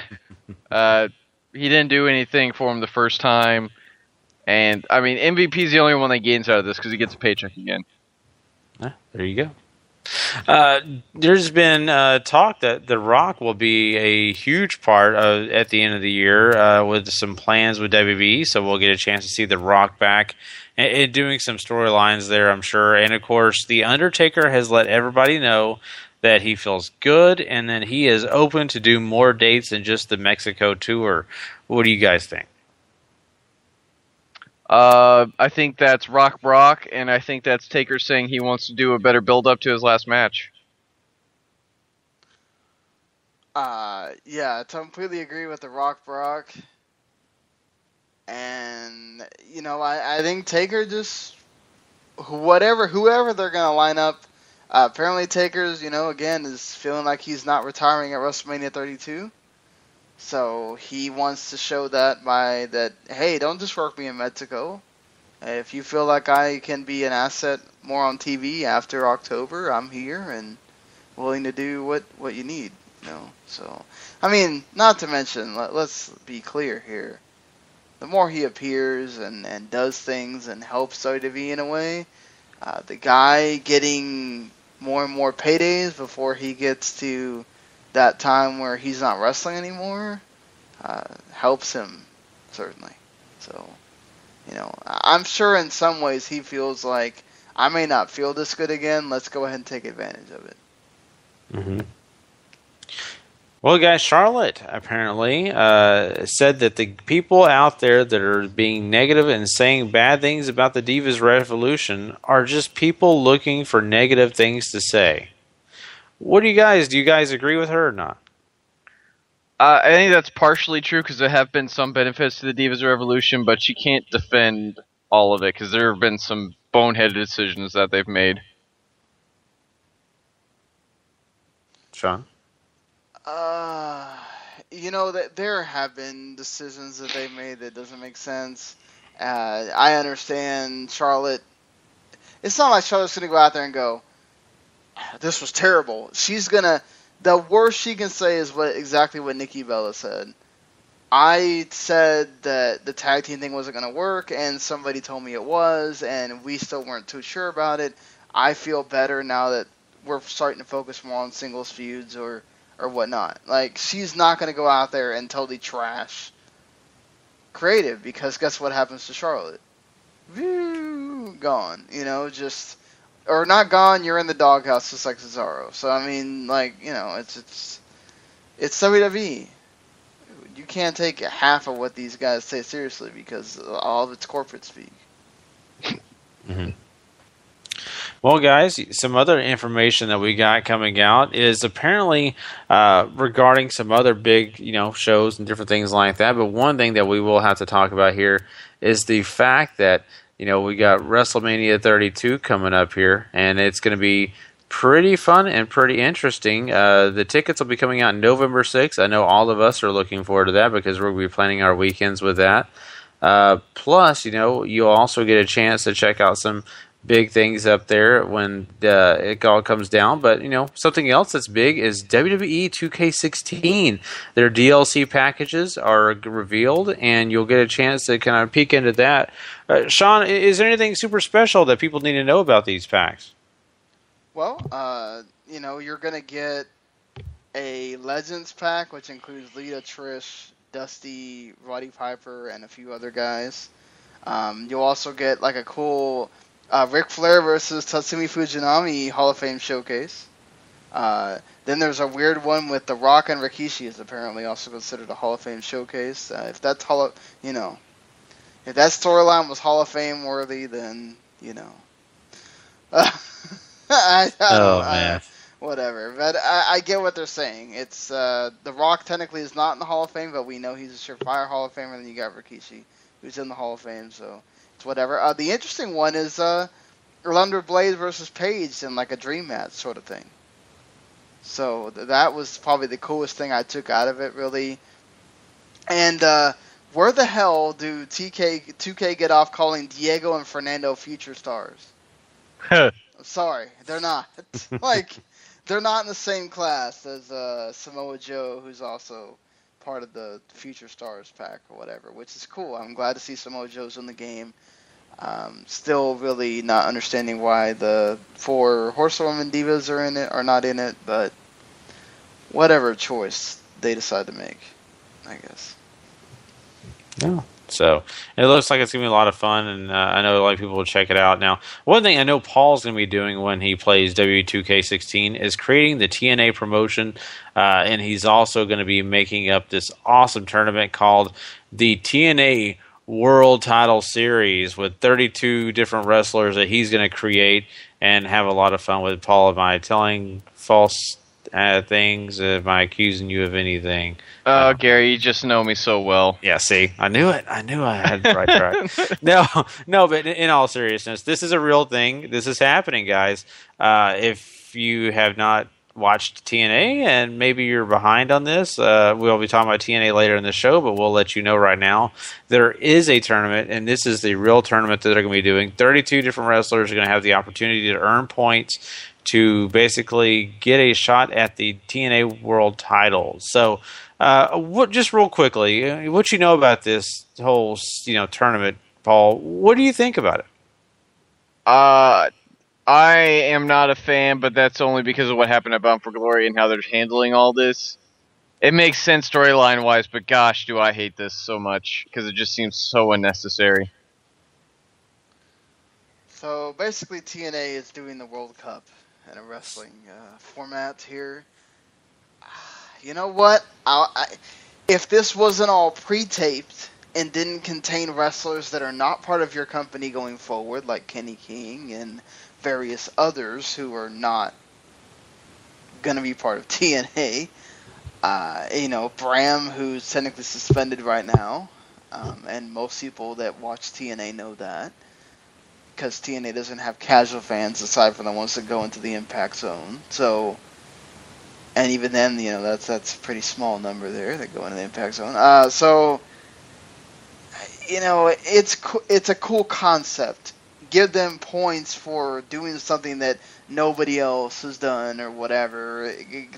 To try to do in a different way, but this is going to be such a cluster.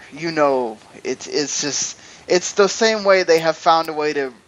They completely screwed up the Bound for Glory series so bad they don't do it anymore. Okay? So how much faith can I have in this company to make sure they do this correctly? Not to mention, again, that all these matches, or most of them, are pre-taped already. So, I'm now going forward knowing that all this stuff was just done randomly and it's going to feel that way, and watching this episode of TNA is like, okay, so basically they just found a way to make all these matches just waste a bunch of time on TV. And I just, oh man, I hate being negative about the company. I don't want to be negative. Just, it's so hard to try to be positive about it, with the track record that they have. It definitely is. Well, thank you, Sean, for a good, transition here. Track record. Let's talk about someone who has a great track record, and that is Lita. That's right. She is a Hall of Famer, and she's also been a very important legend to the women's division in wrestling. But now she apparently is working full-time at WWE again, not as a wrestler, but as someone who is helping with other projects. And, of course, we've seen her on the panels, as in what we saw in NXT Takeover Respect. We saw her on that panel as well. So good for, is this good for WWE to have Lita back? Absolutely. Lita's one of those cornerstones when the women's division was at its peak back in the Attitude Era, and I'm sure she has a lot to give, both inside and outside the ring.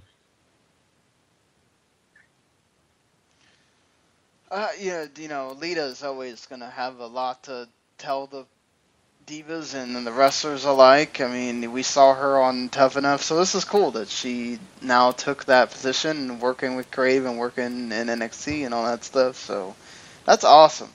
I really, she used to be one of those that she wanted to be totally secluded and be nowhere near the business or whatever. And the fact that she's kind of come back and embraced it completely, that's pretty cool, because she's obviously one of the trailblazers as far as from the modern era, I guess, and it's to have someone like that you can move forward and teach so many, that's always a good thing. Definitely.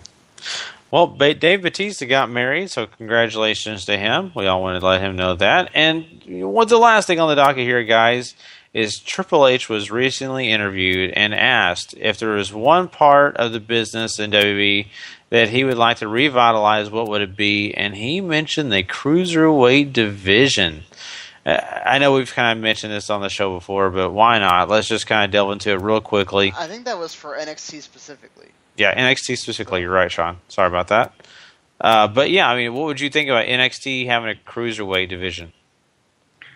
I really hate for NXT to start differentiating between weight class, just simply because of all the guys that they do have. A lot of them are lighter weight guys. And I mean, if you're just going to give them another platform to stand out on, you don't even need to call it the Cruiserweight title. You can just have it be called something else. So I'm personally not a fan of it, just because I don't want to see that division in NXT, but I mean, if they want to do it, they're going to do it, obviously. So. Mm-hmm. I like the other question that he got of the secondary title. He said that he felt they were okay, but it's always in there for consideration. Again, this is the one thing that TNA did correctly that they don't do anymore, obviously. The X Division was created as sort of like a secondary title, but you didn't have to have it be called a Cruiserweight. You could have anybody in there. Again, you can do the same thing, WWE.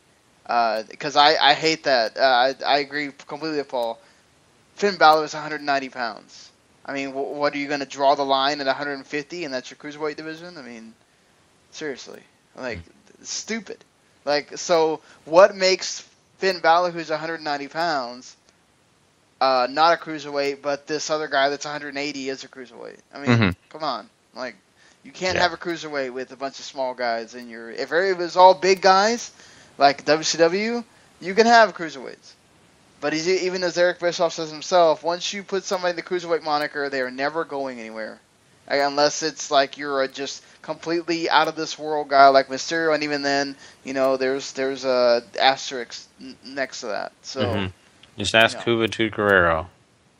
We need to give Gary like his segment where he just mentions weird ass names from back in WCW times. So. I love Juventud. So, well, it's cool, man. It's cool. It's there. Well, guys, that's quick hits, everybody. We definitely had a lot of them today, but we got through them, and hope you guys enjoyed that. But, man, we've got a lot of other stuff to talk about on the show, one of those being Raw. So we will be right back after this to talk some Monday Night Raw.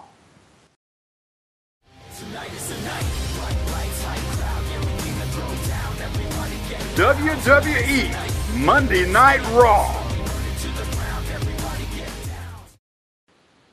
Alright, this week's Raw was live from Boston, Massachusetts, also the home of John Cena, and the Patriots and Red Sox and various other teams that were mentioned on this show.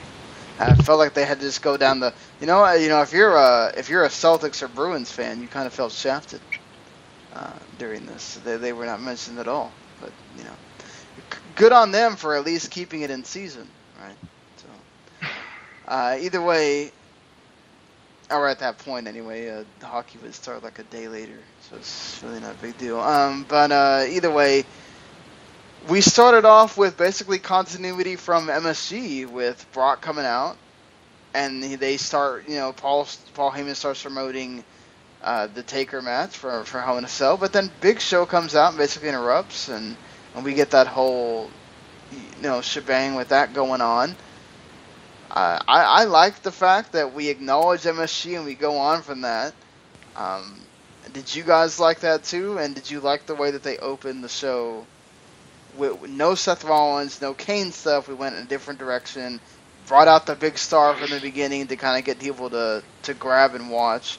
I really didn't seem to do that for the viewership and ratings as far as Raw went, but I guess small steps, whatever. But what did you think about the opening for the show here?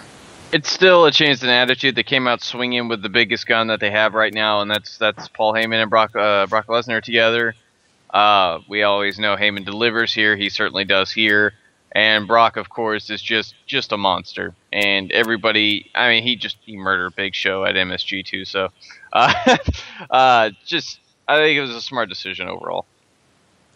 Yeah, I think so too. Anytime you can change up things and not have everything be the same every week, it gets tiresome to see Seth Rollins come out there every week, being the first guy out there. It's nice to see a change.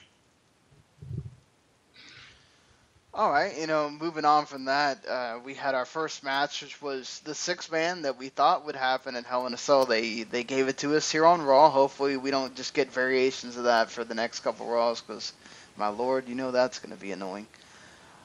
So we get the six-man between Orton, Ambrose, and Reigns against Strowman, Harper, and Wyatt. It felt like it went a little long. But you guys can give me your opinions on the match here as well. But how do you feel about Reigns and Wyatt being the choice of the second Hell in a Cell match instead of like a Rollins and Kane, who Kane obviously has experience being in the Hell in a Cell, and they can go off of that long history there. And we've seen a few Reigns and Wyatt matches, and sometimes they can be pretty cool. Like the one on Raw previously, they just had a lot of just beating the hell out of each other and crashing through stuff. And then there's times where it's not the most elegant thing to watch as far as entertaining wise. Do you think this will be a good matchup here? I think we talked about this some last week too.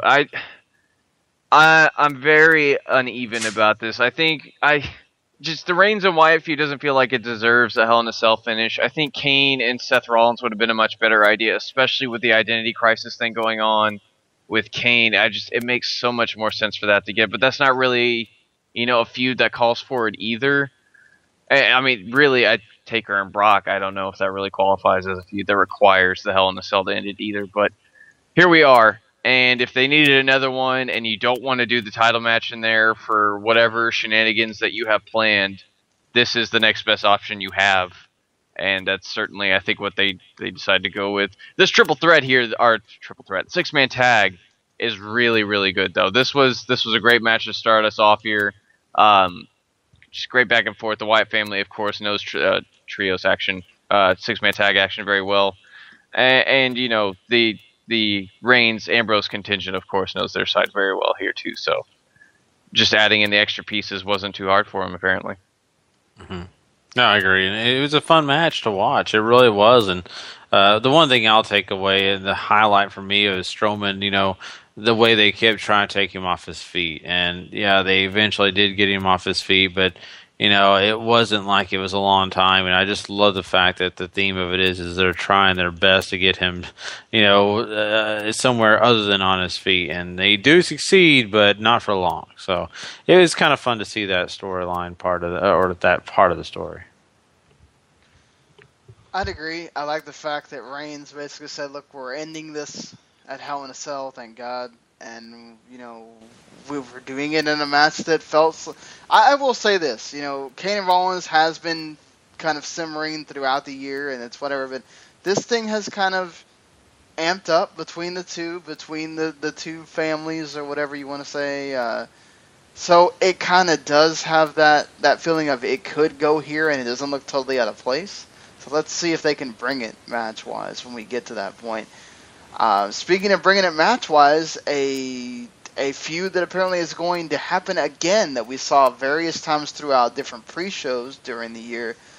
Neville looks like he's going in a feud again with King Barrett here, as they had Sheamus basically bro-kicked Neville after Barrett distracted him, after Barrett clocked him last week. Do you think that this helps either one of these guys to go back to this feud, or should they have had them both doing something else? It only makes sense to go back to this feud if you plan on growing it. So, for example, this week, it kind of looks like Sheamus and Barrett give each other a little nod. Maybe there's a team building here. And if so, does that mean Neville gets to go out and find a partner now to try to combat with Sheamus? That I'm fine with. Them revisiting Barrett and Neville after doing absolutely nothing with it since King of the Ring, not a fan of that. Yeah, for me personally, you can revisit it, but man, you've got to get Barrett in a different situation. Doesn't it make you feel like they can run into that territory just like Barrett and Truth, where they run this into the ground because they're just revisiting stories from King of the Ring that they feel like still need retelling, I guess.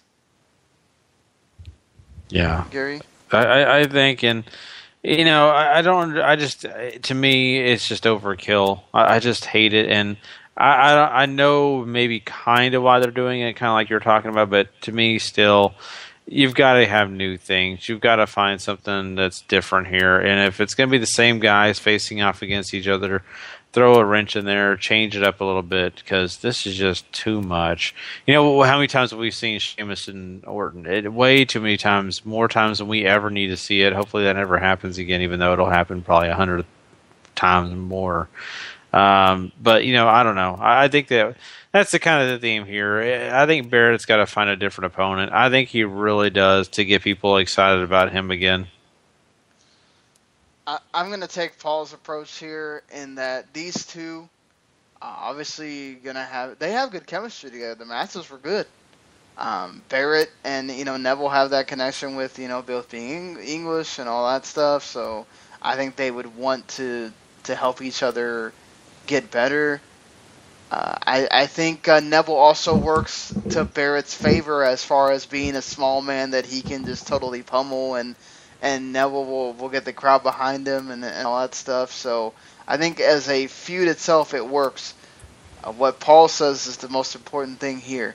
you have to grow something. Somebody has to have a direction coming out of this. You can't just have them trade wins and then no one goes anywhere and it's just whatever. You know, whether you have Barrett win the feud or you have Neville win the feud and he moves on and you have Barrett, like maybe Sheamus comes in and costs Barrett a match or something and you transition Barrett over to Sheamus because obviously Sheamus is the man lost with that Money in the Bank.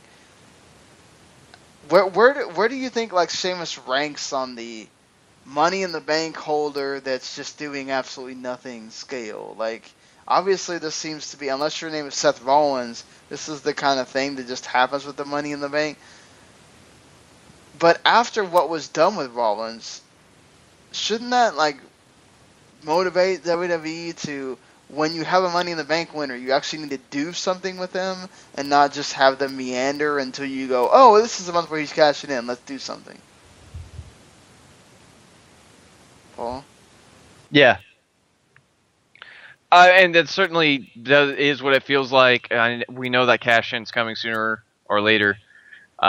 Just there's no drive behind Sheamus right now, which kind of sucks. So if they can do something with him and Barrett forming a team here, then that could do something for him. Mm-hmm. And you know, you're talking about Sean ranking these guys, and I mean, to me, when it's talking about not doing anything, Sheamus right now ranks amongst the highest, I would have to say, and Paul's more of the historian. I'm not so good at going back and remembering everybody who's held the MITB, but I mean, to me, it's just, you know, he's right now doing probably the least, and it's just boring. Yeah, boring is certainly a word you can use for them. No reaction when he does hardly anything. Well, I mean, someone that certainly gets a reaction, whether it's negative or positive, Seth Rollins. His feud here with Kane continued during the show. In fact, Stephanie would go on and make the match official for Hell in a Cell. They played a little bit more with the Demon Kane, Corporate Kane thing. In fact, the stipulation for this match is that if Kane loses, Corporate Kane no longer is the director of operations. Did you feel like there was progress in this feud here? I mean, we got the match. So obviously that is a little something. I think we get more progress for this sort of towards the end of Raw, if I remember correctly. Yeah, because Demon Kane like comes back and he gets injured and then Demon Kane comes back and right and whatever, and Rollins like admonishes him and then Kane like winds up chokeslamming him or something. And just, yeah, which is sort of same hat that we got last week. So it advanced a little. I mean, we get the match now. That's what matters. Oh my God, the stipulation certainly makes things interesting. So I mean, we'll just see what keeps on building up out of this. Gary? Yeah, I mean, we will, and you know, to me, it's just a situation where we'll have to kind of, you know, hopefully get some answers here. But I mean, really, honestly, this doesn't lead to anything super spectacular. I mean, honestly, you know pretty much what's going to happen. Let's just be honest. So, I mean, especially with that stipulation, that's part of the reason I'm not really thrilled about stipulation, because it almost melds in what's going to happen. But, you know, besides that, I mean, nothing big. I mean, I think more important than this whole discussion she had was about the Tom Brady stuff. I mean, that was more interesting to me than this. Well, moving on to the Divas for this show, we had two Divas matches. Natalya versus Paige little deal continues. And you had Team Bad versus Team Bella in a six-woman match that felt like it took forever, and not in a totally good way. But you did have Sasha cut a promo before the match, and then you had Nikki come out and also kind of add on to that as well. With an Italian Paige match, which was actually pretty good, and then the promos for Sasha, which made her feel kind of like she's important here. It makes you feel like WWE does have a good idea with the Divas, but it's going to be this long-form story. It's certainly not going to be something where within a month or two they're going to be able to turn this around with the fans caring much more than they do about it. But previously they may not have even have paid attention to the fact that Sasha's from Boston and let her have a moment here. Do you have more faith in WWE now that from seeing this that maybe at least that they have faith in Sasha here? Yes and no. I think Sasha, out of everybody on the Divas roster right now, is the one you pin your hopes on. I think her and Bayley are your next Trish and Lita, and maybe could even surpass them if the booking gets behind them. And I think WWE knows that. I think they realize that after all the NXT stuff, because hopefully they are watching that and seeing what we are all seeing. Having said that, there's some steps forward and some step backwards here. I'm totally okay with a long-form story, but you got to do something short-term to get people interested in this, because if you're waiting until November or December or January to finally drop the nail or drop the hammer on the nail, people aren't going to care by that point. So somebody in this division needs to really they still need that big match. That big match that makes everybody step up and go, okay, here it is on the main roster. These girls are doing the same thing that they're doing in NXT, and now the rest of the audience cares. That's what they need. And they still haven't quite gotten it yet. And that might have something to do with them still depending on the Bellas. That might not. But we'll just have to wait and see what we get out of this. I think Natty and Paige is a great way to go, though. That is certainly a match that can deliver you something big.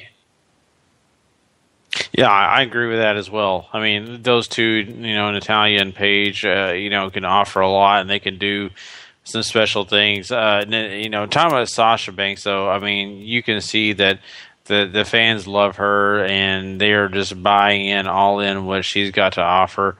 And so having her at least talk a little bit more on this show kind of leads me to believe that, hey, they're testing her out. They want to see what she can give them.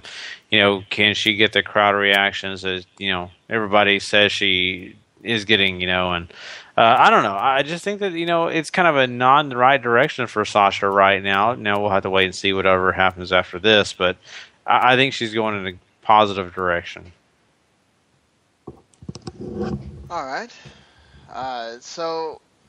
Another match that was made official was the IC title match between Kevin Owens and Ryback. On one side, you have the king of the scripted promo with Ryback, as you saw in his little video package. Then you have the king of the ad-lib there with Kevin Owens, you saw in his match, as he was angry because it should have been 3, but it was not. These two are just made for each other, right? You have a lot of faith in this feud going forward now. Like, are you excited for this match? I am consistently interested in what these two are doing, and that is much better than a lot of the stuff that we get on this show. To be honest, I can't. I love Kevin Owens. But I really, really like Ryback. I think he has a lot to offer still. And these two guys, I think, are doing a really great job with what they're given. I think they're both working well together. I think they're trying to do something special here and get both of these guys over, which is really what needs to happen. So, I'm all on board. I mean, I will say this. I mean, I am a Kevin Owens fan, and maybe that's Paul's on the side of Ryback, and I'm more on the side of Owens, I think, a little here. I'm looking forward to seeing what's going to happen to this. I definitely hope Owens, of course, keeps the belt. I think he will. But, where he goes from here, it really makes me curious. I don't know. I think there's still a lot to be left to see, but I don't know. I just hope that everything works out good for Owens. Yeah, I mean, I think this is fun because it's two guys that work well. You have, like, Owens is just the dick heel, and, like, Ryback is just this guy that wants to, like, mow people down. I love the fact that he used a little bit of a little Vader there with the it's feeding time. So, if they can capitalize on that, go for it. I mean, that's why history is there. That's why the network is there. So, I like that. I like a little bit of that there. So, and you know, Kevin Owens doing a squash, never a bad thing because he always makes us entertaining. Most people would not do that. So, speaking of complete and utter entertainment, this deal with Rusev and Summer Rae continues. Ruru is still in full effect here as Summer Rae proposes to Rusev. I guess in a move that shows that WWE has grown as a society within itself, because you know they live on their own bubble where the woman is proposing to the man. But Rusev throws it back at her, saying, "I need some gold before I put that ring on my finger." So you know, Rusev throws the Beyonce right back at Summer Rae.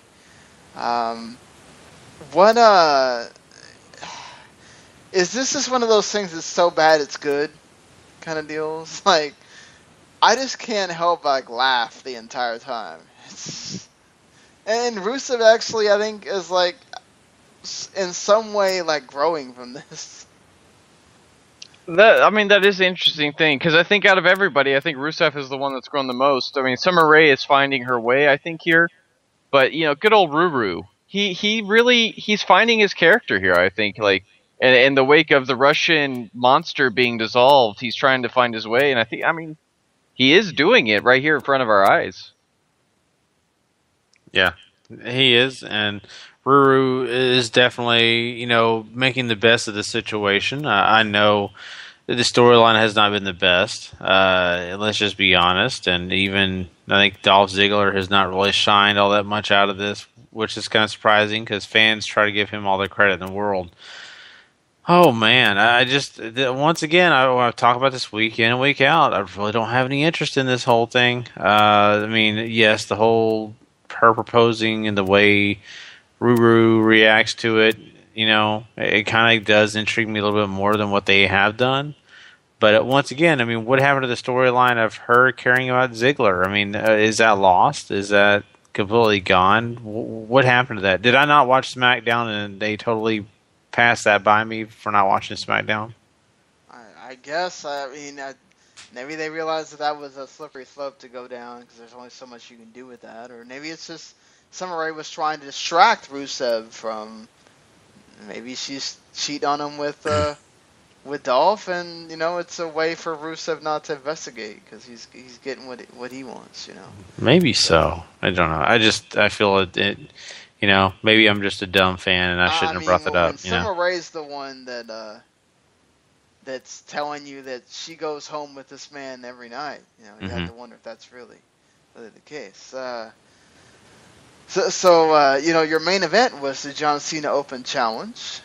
Contrast from the week before. At least they're moving that around, so that's good. But once again, the New Day, they're total heels here as they bring out the lifeless body of Dolph Ziggler.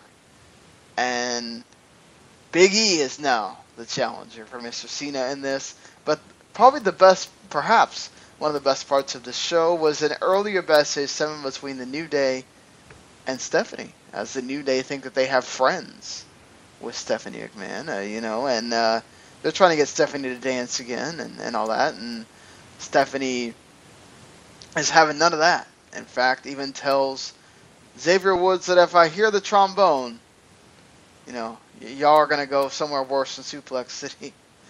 So, and I just, the way that New Day reacts there with the whole, like, but I thought you were our friend. Like, just, what happened here? We were going to sing her song and everything. It's just, man, they got totally castrated, but it was just like, it was, they reacted in such a like awesome way. I couldn't help but just enjoy it. But Big E gets the main event here with John Cena. Does this? This was one of those where it wasn't the back and forth thing. It was the John Cena takes a lot of stuff and then wins. Did this do anything for Big E, you feel, or not? No, because it's very much just a vehicle to get whatever feuds they got going on between the New Day and the Dudleys who run in at the end here. to cross paths, as it were. I'm just more upset that somebody out there doesn't like the trombone. Like, Stephanie, how could you? How could you? Some people just don't have taste, Paul. That's just what it is. I mean... She is a Patriots fan. Yeah, exactly. Oh, God. Lesser breed of people, almost. I mean... We do have Patriots fans that listen to the show. So absolutely. Yes. No harm intended. It's just a little joke. Yeah, just we kid. Yeah, I mean, that was I always have fun with the New Day. Certainly, still the best part of Raw every week. But that pretty much concludes things for Raw as it goes. I had another thought, and now I lost it. But this is what it was. I mean, do you guys think there should be more? It seemed like there was more direct interaction between the Dudleys and New Day previously, and now they've sort of just kind of gone back to the old hat of WWE. Just they're just gonna show up around each other whenever, instead of having them have more direct interactions with each other. I mean, I'd really wish there was more direct interaction, because that's the way the feud grows, and it hasn't grown since the New Day's campaign to save the tables. There's nothing that's grown out of that. It's just been matches, and that's not what they need, and that's not what I personally want to see. And that's not the New Day's strength, because you do more of that stuff with saving the tables. That's where they can get even more over, because you can grow that campaign and make it be a bigger deal and put them at the forefront or whatever. But yeah, I agree with you on that. Gary, do you have a thought either way? No, I mean, you guys pretty much said it. I mean, I really can't add any much more to that. All right, so we just got to do this rating. This was not the most entertaining of Raws. It dragged at a lot of parts for me. 5 to 5.5, somewhere in there. Maybe a little bit better than last week's, huh? Maybe a little, yeah. There was a lot of moving stuff forward to the pay-per-view that at least is positive. Mm-hmm. I'm going to say around the 5.5 area there. Yeah, I think you guys are pretty much right on track with that. 5 is good for me. It had its spots where it was good, but man, for the most part, a difficult show. Very difficult show, especially when you got a Monday Night Football game on, and one that really led up to the end. So if you're talking about ratings, Vince, you may want to work on these shows a little bit harder. They moved the needle a tad. Yeah. So, I guess positive. The rating apparently went down a smidge, and the viewers went up a smidge. Whatever, that third hour still dangling by a carrot, I guess you'd say. So, I mean, there was this show that happened before Raw, which I guess is totally in the rearview mirror at this point. But I still haven't watched it. I don't know that I will. I mean, there's so much going on now.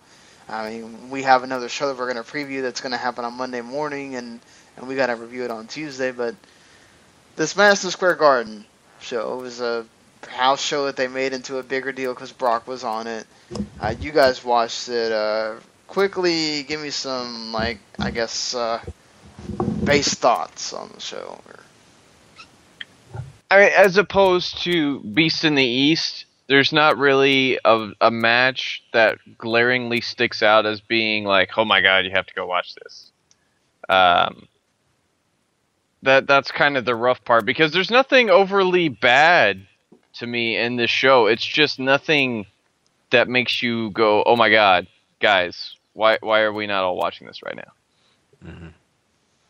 Yeah, I mean, I think, the cage match with John Cena and Seth Rollins for the, it was the U.S. title, wasn't it? If I'm wrong on that. Yes, I thought so. I thought so. I wasn't sure.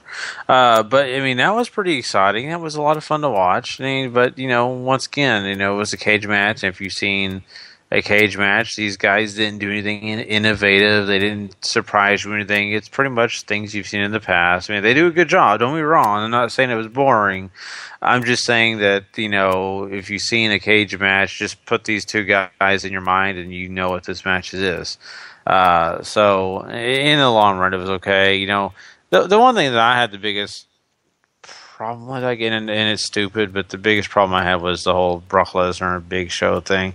I just think it was too quick of a match. I get it. Brock Lesnar's strong.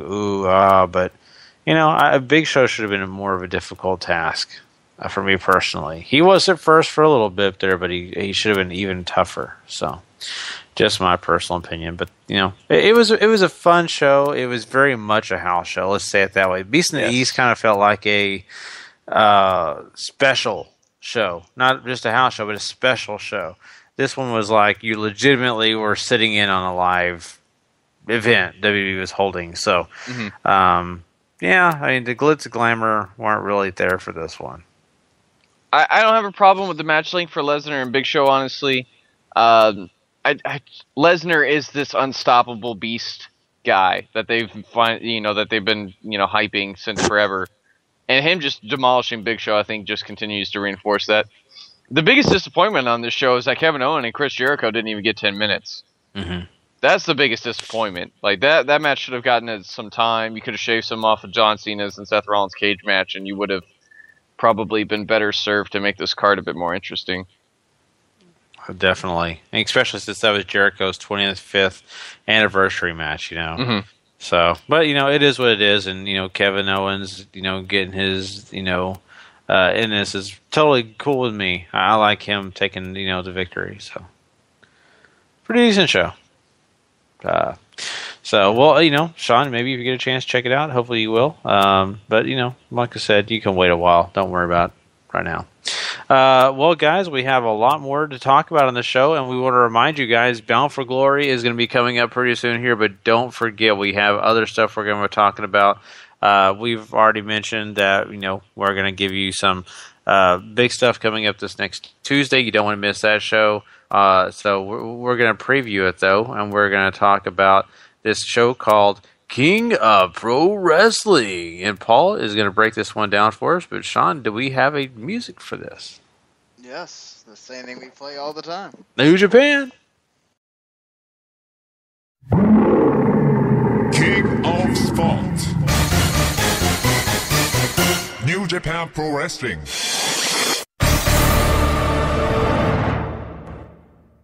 All right, Paul. I should preface this by saying that they're going to have a King of Pro Wrestling press conference on Sunday morning. They're going to have the show on Monday morning, and then they're going to have a Wrestle Kingdom 10 scheduling press conference where they're going to tell you, I guess, all the shows that are leading up to it. Or yes. Yeah, so we'll get to talk about that Wrestle Kingdom 10 press conference, too, on Tuesday night. So should prove to be interesting. King of Pro Wrestling is the last of their big name shows. I still think they have one more in the box. Stable, yeah. And then the World Tag League. But as far as their big block of shows that they consider their big ones being, Wrestle Kingdom, Destruction, the G1, and then of course this one. So there's some big stuff that might still happen here. We got 9 matches on the card. The first one's the 10-man tag. All the Young Lions, which is David Finlay, Jay White, Juice Robinson, Sho Tanaka, Yohei Komatsu, taking on Liger, Kushida, Mascara Dorada, Ryusuke Taguchi, and Tiger Mask. Who you guys got in this one? You just said all the Young Lions on one team. Well, the other team's winning. But yeah, I mean, from a non kayfabe perspective, I mean, this should be fun. This should be really interesting to see how they all work with each other. Because, as we've said many times, this group of Young Lions, including Juice Robinson, who has just kind of gotten there, is one of the best they've ever had. So, I mean, I'm just gonna be excited to see how this goes and how much time it gets. Yeah, I think I'm going with Sean on this. The Young Lions are great and all, but I can't go with them in this one. Yeah, I mean, as you guys said, it is the Young Lions taking on a bunch of established junior heavyweights here. There's some interesting matchups. Like, we haven't seen a lot of these guys take on a lot of these other guys on each side of the ring yet. So, I mean, the combinations are there. The chaos that can certainly come out of a match like this is certainly there, which will be fun. So hopefully this will be a really hot opener that gets you going into something that could be sort of disappointing, but not really because of the first guy in the match, which is Tomoaki Honma taking on Yoshihashi, with implications from New Japan being that this could set up the next challenger for the Never Openweight title, which I think gives away the winner. But at any rate, who do you guys got? I want to give a bone to Yoshihashi because he did a lot of great work during the G1. He was a big force on the undercard there.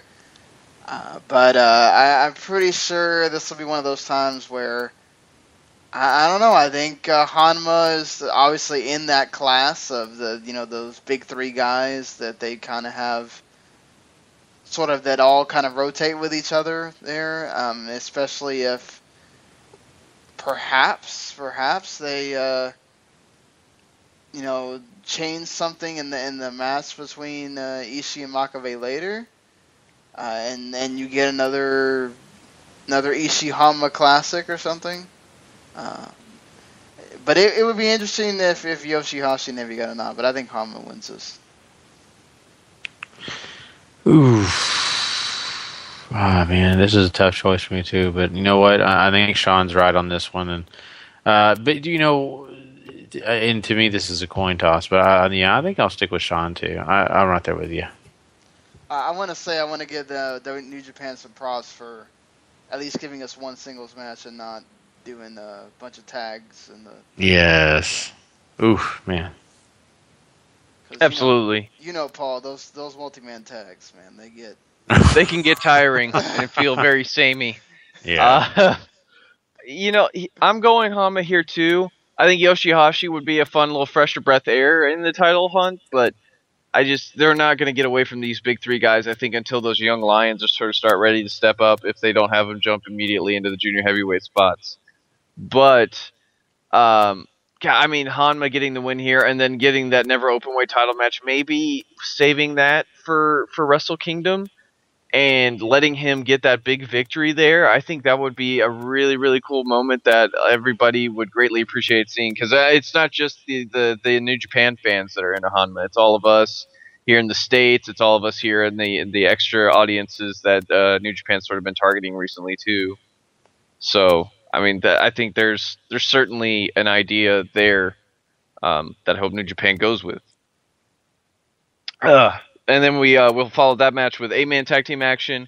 Captain New Japan, Hiroki Goto, Katsuya Shibata, and Kota Ibushi taking on Hiroshi Tenzin, Manabu Nakanashi, Satoshi Kojima, Yuji Nagata.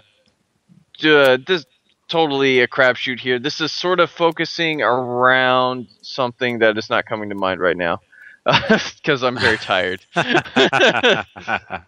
Oh no, I'm thinking of a different match. Never mind. This is throwing everybody into a pile and letting them fight. I'm surprised that they didn't find a way to stick Naito with all the veterans here so you can still have the Shibata-Naito interaction. Naito's got bigger fish to fry on the show, which we'll get to later. Yeah, true, I guess. But, oh yeah, that's right. Never mind. He's doing the briefcase thing. But, so this is just like the old guys against, I guess you can call them veterans. Slightly younger old guys. Yeah. Dude, Nakanishi and Captain New Japan are on that other team, so, again, you know who's winning here. Maybe there's some interesting interactions here, but, Nagata against any of those guys is always kind of fun, because, he'll do some cool stuff with them. I want to be awesome to see like Ibushi just try to punk out Nakanishi and then he just smacks him across the ring or something. Like, it's just, that'll probably happen. But yeah. Gary. Yeah. Oof.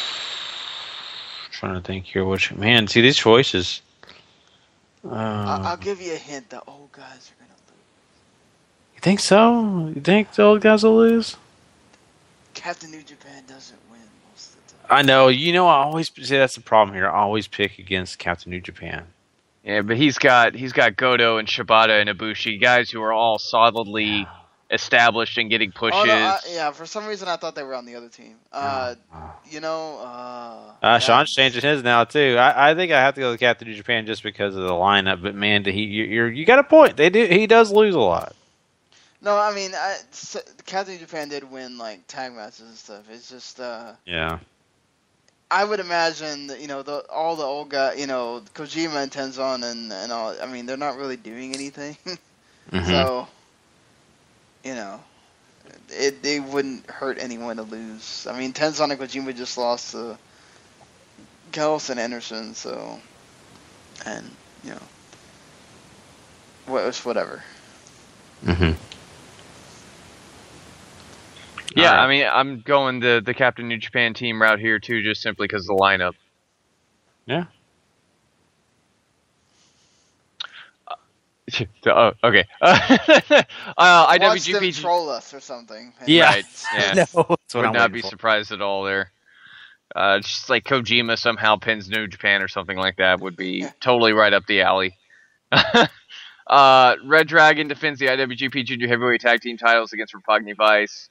This got some setup at Destruction with Roppongi Vice sort of attacking Red Dragon after the successful defense against the Young Bucks, if I remember correctly. Time splitters. Time Splitters. One of the teams that is constantly fighting for the belts. Anyways, who you guys got here? I really want to say Red Dragon. Considering that record that we always throw out there. I really like Roppongi Vice. They're one of my I was so happy when we got a new team, even though technically it's one half of a guy that's been around a while. It's still cool to see that new team get in some play here, but I think you have to establish this division as something, and I think you still need Red Dragon to continue to win until you have a team that you feel is good enough to take it away from them. Please don't do what you're doing with the junior title right now. You need to establish something. Red Dragon needs to win here. Yeah, Red Dragon needs to win, but will they? And the Time Splitters will be my pick. It's Roppongi Vice. Wrong show. Yeah. I thought you said the Time Splitters run this match. No, that was Time who they Splitters fought were the last previous. month. Yeah. Oh, sorry. Roppongi Vice then, for sure. I'm with Sean. Red Dragon. I'm all for stability in this division. I was still down with the Young Bucks title reign, but if they're behind Red Dragon, then stay behind Red Dragon for a while. Next match, Kenny Omega defends the IWGP Junior Heavyweight title against Matt Sydal. This should be really gosh darn good. Sydal is totally on point. Kenny Omega is totally on point. This should be something really special. Yeah, Omega's going to win that. Yeah. Yeah, Omega should win, but this is going to be great. Yeah. Absolutely. Omega to retain. Hopefully we'll figure out who his next challenger is very soon afterwards. But gosh, I mean, I'm really this is a match that could steal a show. And there's some great stuff at the top of the card too. So next match, 6-man tag, Bullet Club, Bad Luck Fale, Doc Gallows, and Carl Anderson taking on Kazushi Sakuraba, Shinsuke Nakamura, Toru Yano. Carl Anderson has the Intercontinental title match with Shinsuke Nakamura at Power Struggle, which is on November 7th, if I remember correctly, and this is to build towards that.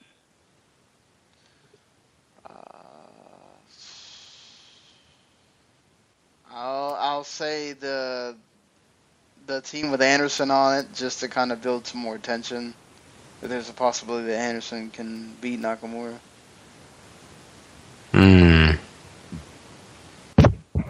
Yeah, I'm right there too. It's hard for me to choose against them, so I'll go that route. I think Bullet Club does get the win here, and I think Carl Anderson does pin Nakamura just so he can keep egging him on Because this is a feud that could be really fun because they're both big personalities, and they're both really could capture a lot of, not just the mainstream audience in Japan, but all of us watching too. Because big personalities always draw something. So, next match, never openweight title. Togi Makabe defends against Tomohiro Ishii. We've seen this before. They'll go out there, they'll beat the bejesus out of each other. We'll all love it because people beating the bejesus out of each other is fun to watch. I don't know about loving it. They're gonna have to do a lot to make me not feel like I've seen the same thing over and over. I mean, by the time we got to the one at Dominion, I was just kind of like, this did nothing for me, and it feels weird to say. Hopefully that they find some way to, maybe they make it shorter, maybe they do something different. I don't know if it's brawling on the outside or whatever, instead of doing a lot of that stuff they do on the inside, where they just try to kill each other over and over, which is fine. That's what they do, but I'm gonna keep low expectations so that if it actually delivers big time, I can be excited for it. But man, Makabe's beaten Ishii so many times. It's so hard for me not to just be like, Ishii's gonna win or something. You know what? I'm just gonna say Ishii wins, because there's a lot more story there with another Ishii Honda match than there is with obviously Makabe and Hama have the previous tag team sort of deal with each other, but there's a lot more recent history with Ishii and Hama. Yeah, I gotta go Ishii as well. I'm gonna go Makabe just because I think Makabe and Hanma would draw pretty well inside a Tokyo Dome setting, if that is the way they're gonna go. And yeah, you could draw on the tag team stuff, but it's also a match that hasn't been done to death, and that speaks for something too, I think. Co-main event, Hiroshi Tanahashi is putting up his IWGP Heavyweight title match at the Tokyo Dome against Tetsuya Naito. Naito beat him during the G1. That's why he's getting this opportunity, much like Bad Luck Fale got the same opportunity at Destruction in Kobe. This is a tough one to call just because I really feel like New Japan can go out on a limb and take a chance and be okay doing so. But who do you guys got here? Which one is this again? Sorry. Tanahashi and Naito for the Tokyo Dome shot. This is the one where we actually went through on that Destruction in Kobe special and figured how they could have Naito win. This one's hard because it's one of these where either way you're doing a rematch here at Wrestle Kingdom, but you're doing a rematch.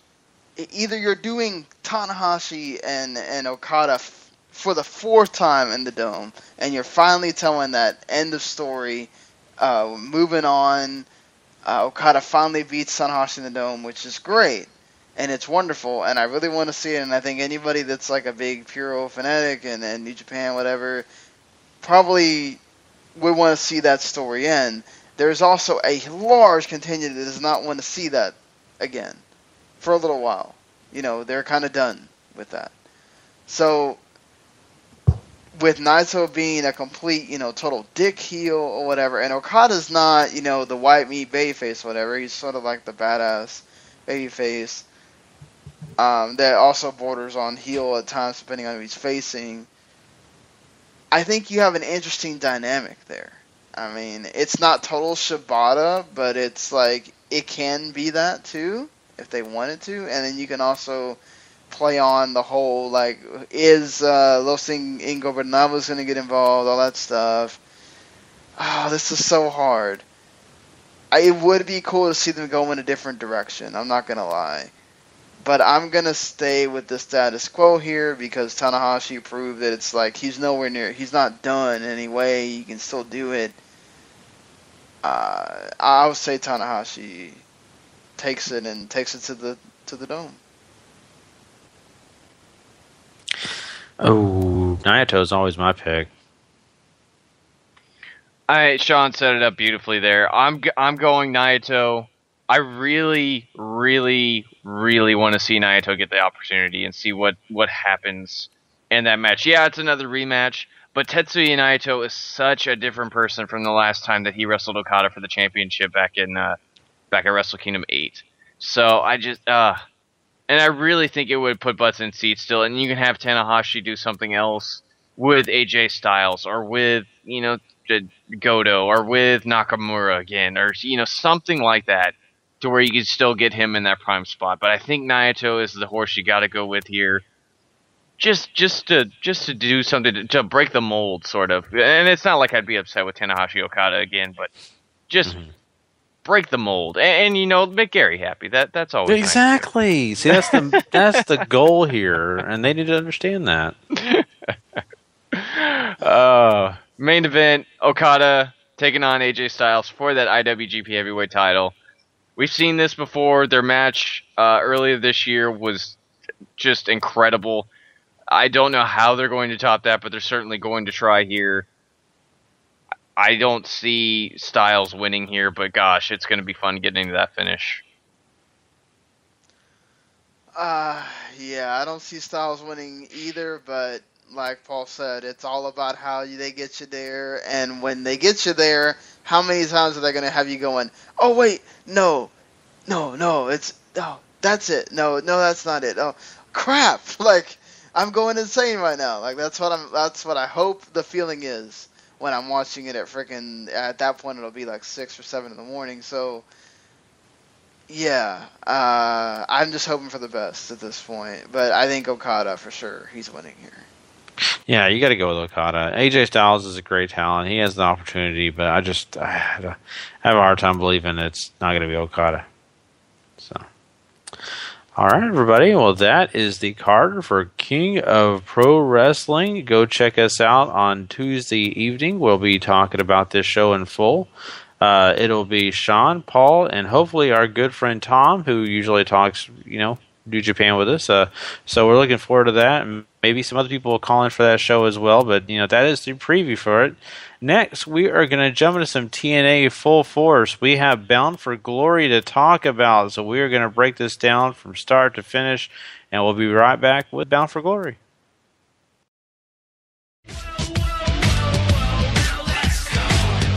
TNA Impact Wrestling.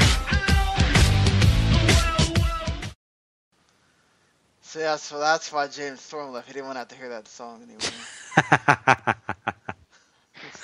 Yeah. All right, so I didn't want. Look, honestly, basically when I was given the review code for Rock Band, I was told that I had to get this thing in here fast, and the thing with the instruments being delayed has kind of made it to where I didn't go full force into the fast. So there was wrestling that I just couldn't watch this week. There was a whole lot that we had to do. This is one of those shows that I didn't watch really hardly any TNA. But Gary and Paul did. So I'm just gonna kind of lead you through on this. This is, to be honest, we all know this is kind of on the older side at this point. So we shouldn't have to spend too much time on it, but it is TNA's biggest show of the year, so we do need to sit here and cover it, even though they sort of make it irrelevant on the next show. But they were in Charlotte, North Carolina for this. There was apparently nearly 2,000 people there, even though half of it was given away for free, and in fact was given away during the match, during the shows. That's pretty sad there, guys. But we start off with a TNA X Division Ultimate X match. It is for the X Division title, with Tigre Uno defending against Manic, DJ Z, and Andrew Everett. Tigre Uno retains in about 9 minutes. What did you guys think here? I thought this was actually really, really good. It didn't even need the Ultimate X thing on there, to be honest, because it pretty much just turns into a spot fest, but it's a really good one. Andrew Everett, I think, was very impressive. I mean, that springboard 630, Gary, dropped my jaw to the floor. That was insane. Oh, it was awesome. Man, and Tigre Uno also hits a beautiful 450 to the outside. This was This was really, really good, and I think, I mean, Uno comes out the winner. I think Everett, though, really made his mark, and if he doesn't stick around TNA for its remainder, TNA's silly. Oh, yeah. I mean, he'll be scooped up quick. Even, GFW's right there waiting for him, or any of those other promotions are looking around for the guy like this. And very exciting match. Paul just said it. It was really, honestly, a spot fest, but the spots in it were great, and you were excited to watch it. Sadly, I heard after this match, Tigre Uno did win, that he did separate his shoulder. So I don't know what's going on with that, but I did hear that. So it just kind of shows you how into he was and how cool it was. And it was also nice to see Shane Helms. Haven't seen him in a while. It was kind of cool to see him there. Yeah, and he totally dwarfs Tigre Uno too. He's like a head taller. It's really, really weird. Yeah, especially when we all know Shane isn't the biggest guy himself. So yeah, so EC3 also comes out here to give a promo to kind of introduce the Bound for Gold Gauntlet #1 contenders match. Basically, this is your TNA Gauntlet match, which is basically the Royal Rumble until you get to the final two, and then it's a match. I completely forgot who's all in this, but I know like Mahabali Shera's in here, Robbie E, Jesse Goddard's, Al Snow comes out here with Head. You have Tommy Dreamer. Yeah, Tommy Dreamer. Aiden O'Shea, who's the former Jay Bradley, who was the one guy from the whatever the hell that show, their Tough whatever show, that they had that ran for a little while. And Chris Melendez was in here, Tyrus, all this, even the frickin' Pope. So, what did you guys think of this here? The Ultimate X match really got the crowd going. They were buzzing. They were hyped. They go into this, and it's pretty much a lawn dart to their faces. Like, they could not care less about these guys. To be fair, like, most of these matches are pretty boring unless it's, something awesome that somebody does. Well, here's the thing. The rest of this card after this is actually pretty good. This match, though, just completely deflates the crowd. Tyrus, they're tried, and they gave it too much time because nobody here outside of Tommy Dreamer and Al Snow and Mr. Anderson really got a good pop. Everybody else was just sort of, oh, okay, it's a guy, yay, mm-hmm. And Chris Melendez got the generic, he's a hero cheer, but it was too long. It was way too long. Not to mention, I forgot to tell you, as Josh Matthews, I also forgot to tell you that whoever wins, which wound up being Tyrus, this match went about almost 25 minutes, that they get to challenge for any title they want. Yeah. So then basically, Tyrus grabs the mic and says, "EC3, why are you here?" And has his back, and so basically, I guess this is going to be sort of, that they're going to be the next tag team champs, supposedly. Yeah. But the problem with that was that Tyrus had a whole different plan.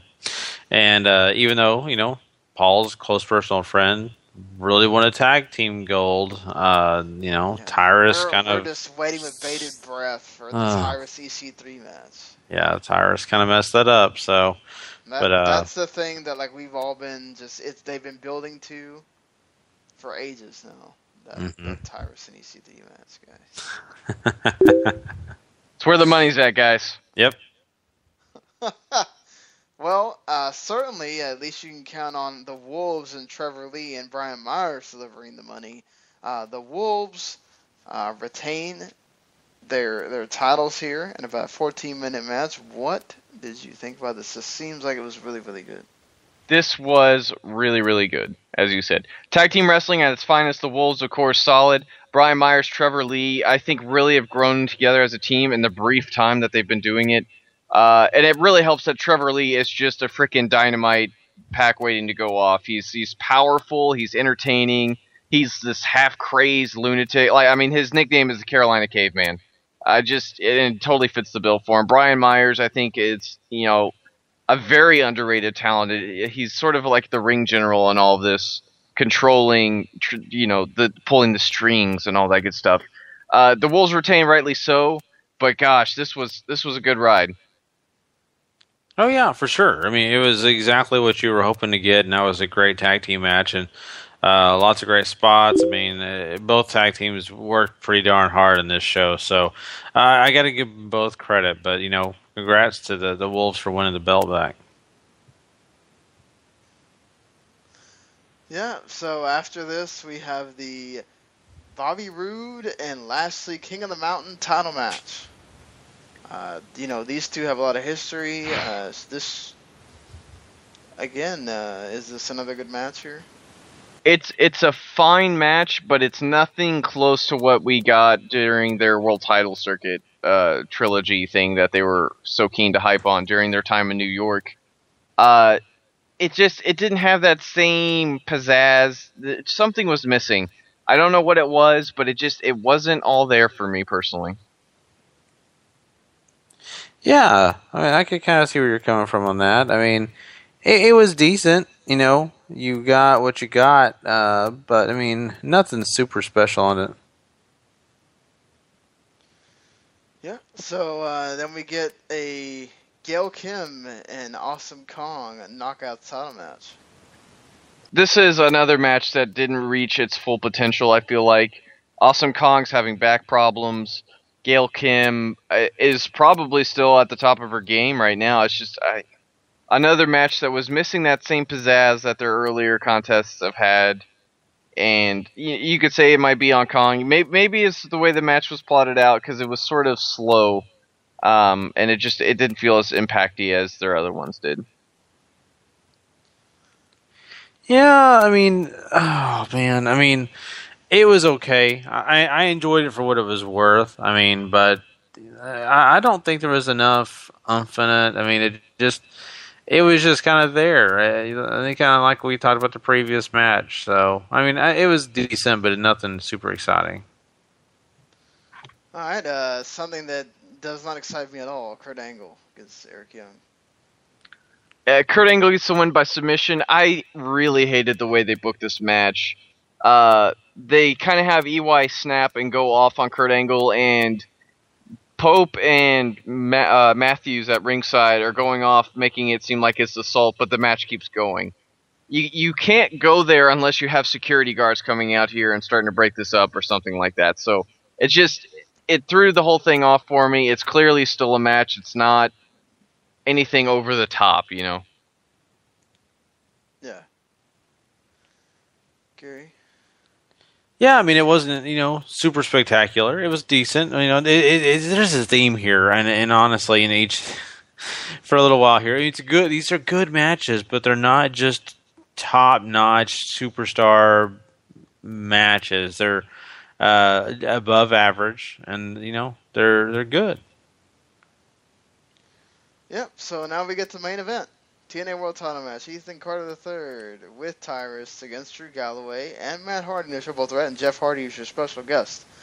Referee, the winner and new TNA World Champion Matt Hardy. A sad, dark day for my close personal friend EC3. These guys, they really, really, really tried to go out there and put on one of those matches that was going to get everybody talking and all this other stuff. But it's just the booking once again gets in the way, and it's not because I think EC3 should have retained here, and I mean he should have personally in my opinion. But that's not what tipped the match towards not okay for me. It's just it's overbooked and it's messy and it's just it bugs me. It bugs me a lot that this is how they're going about it, and especially what they do afterwards really, really taints all this. I mean, you can see it in the match with Jeff Hardy getting involved and being the referee, and it just... You could see it when they made the match. Yeah. Ugh. You know, it's just a sucky thing. I get where they're maybe trying to go for, but to me, it still sucks. Yep. So that's your TNA Bound for Glory. What did you think about what would you rate this show? There is good wrestling on this show. I promise you guys, there's good wrestling on this show. There's bad booking. There's bad card placement. There's a lot of bad other stuff that gets in the show's own way here. And that's what really holds it back. I'm giving it a 5.5, and I think that's being generous. Yeah. For me, I mean, like he's saying, it's a good wrestling show, but there are some flaws. I think for me, I think I'm going to give it a 7. So. Wow.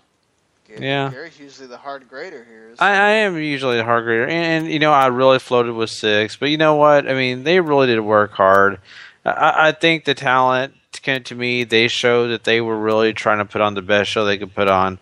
I got that through my TV screen, but in the end, it's not their fault if people have them going differently in the directions maybe I'm not happy with. So. But yeah, that is Bound for Glory, guys. And so that leads us up to one of our later segments, which is TNA. So, let's get some of the fallout from what happened at Bound for Glory. We'll be doing that next.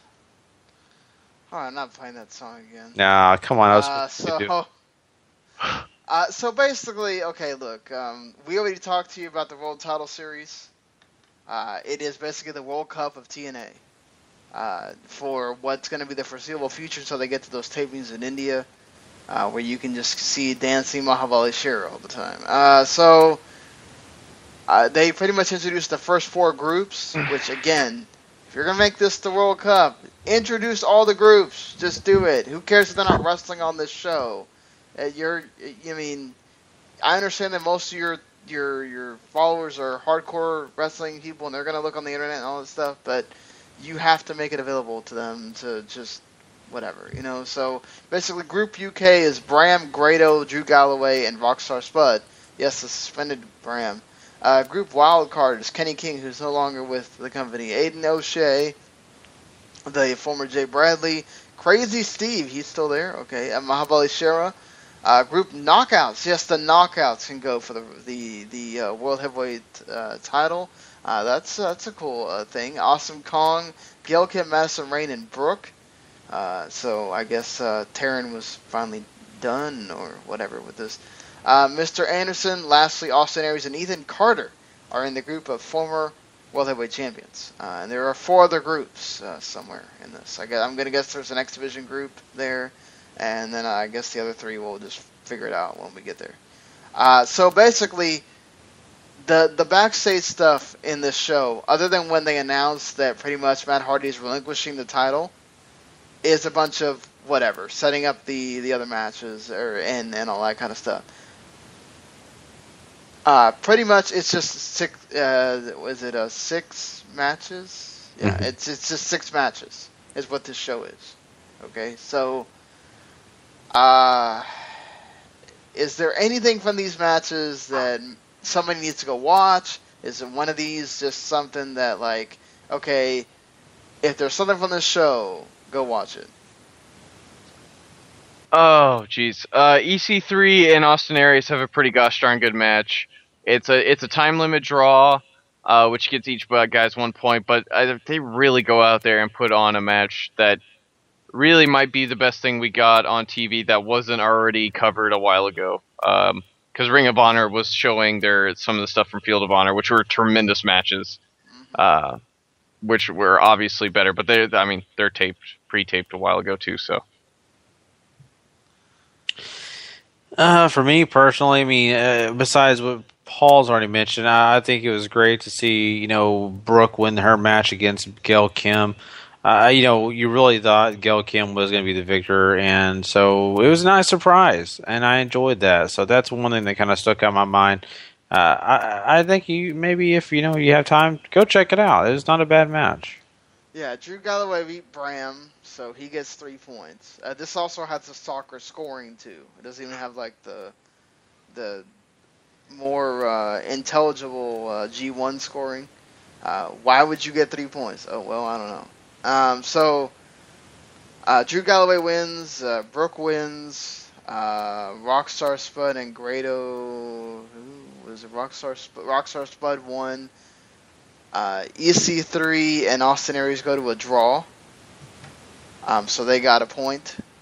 Awesome Kong beat Madison Rayne, and Lashley beat Mr. Anderson, as you would expect. So, that's your first World Title Series matches. I guess we'll find out more next week on Impact.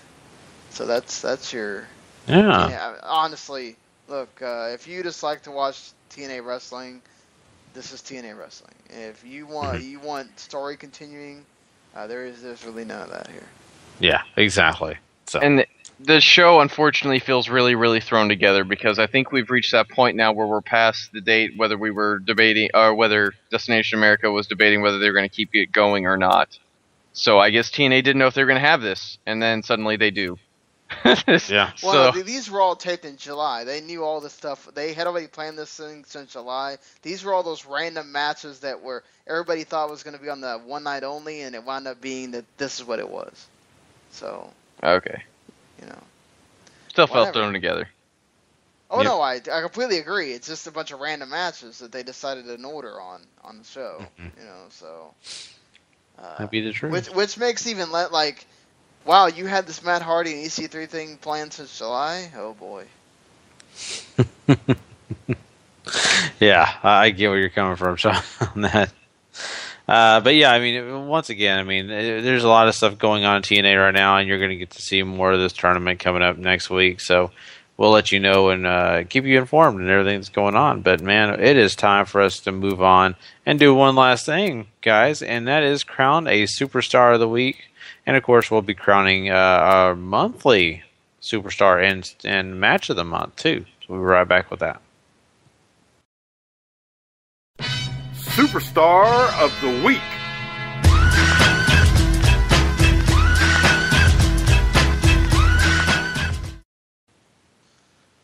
All right.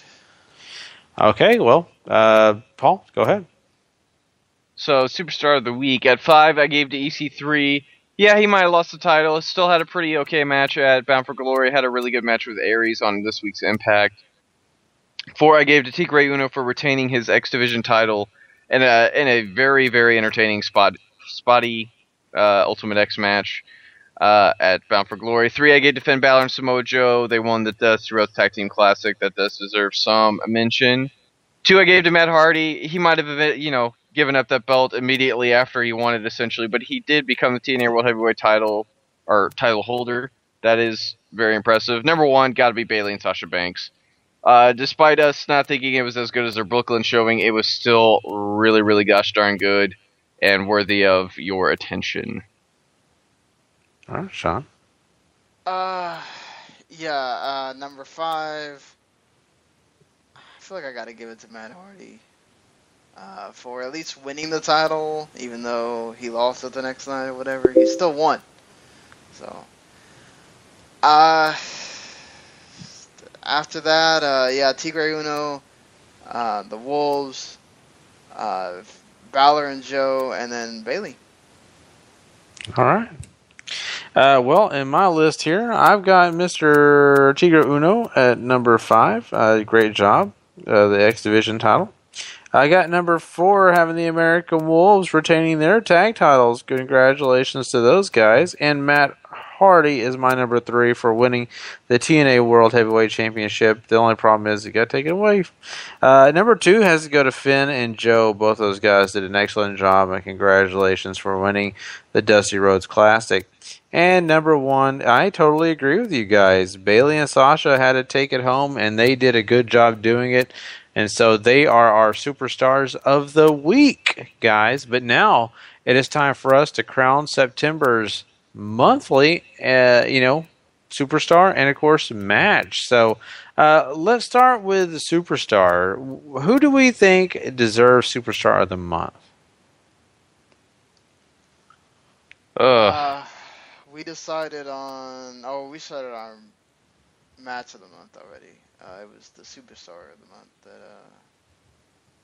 we were kind of debating on. Yeah. I mean, Paul brought up New Day. I'm kind of in agreement with New Day because New Day has been a big deal in September. I mean, they've come leaps and bounds. I mean, none of us, to be fair, none of us watched those New Japan those 4 Road to shows to know that if Nakamura was consistent all throughout those to be able to say that what he did in the 2 Destruction shows was worth making a superstar of the month. So I think New Day for being consistent. They did have some good matches in there, and as far as for some of the shows, so and they were just greatly entertaining. I think I'm gonna go with New Day here. I think too. I'm going New Day too. They are consistently the best reason why you should be watching Raw every week. If nothing else is appealing to you, these guys are, and that's really what counts. Yeah, I agree with you guys. New Day. So they are superstars of the month of September. Now, who are we going to choose for the match of the month? If we already have one nailed down, I wasn't sure on that. Yeah, it was Nakamura and Goto, I think. Okay, yeah, and that's right. So there you go. So Nakamura and Goto have our superstar match of the month, I guess you'd call it. I don't know. Just match of the month of September, of course. So we do apologize. We didn't get a chance to get people polling and things like that on this. We kind of honestly forgot a lot of things going on right now in our world, and so we just kind of missed it. But now we covered it, and we are happy to do it. Hopefully next month we'll put those matches and, of course, superstars out there for you guys to vote on as well. But, that pretty much wraps up our show. We've got, of course, a big show coming up this Tuesday. Don't forget, it is King of Pro Wrestling. We are reviewing that show. You'll have Sean, Paul, and hopefully Tom will be a part of that show.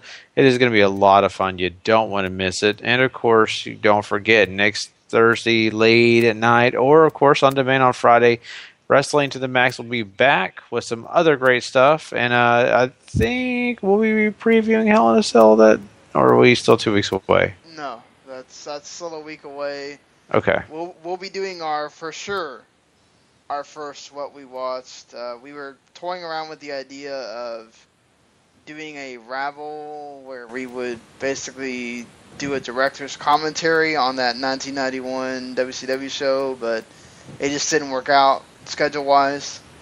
So this one will just be us reviewing Bad Blood 1997, which features the first ever Hell in a Cell between Undertaker and Shawn Michaels. Also features some other cool stuff on there. And we're also, as a sort of an aside, we're also going to be talking about and kind of just going through the match, the first Hell in a Cell between Brock and Taker, just to kind of see what they did in 2002 and see if they might do any of that again in 2015, or we might get, just to see if we get any callbacks when we talk about the match later in a couple weeks and whatever. So there's that.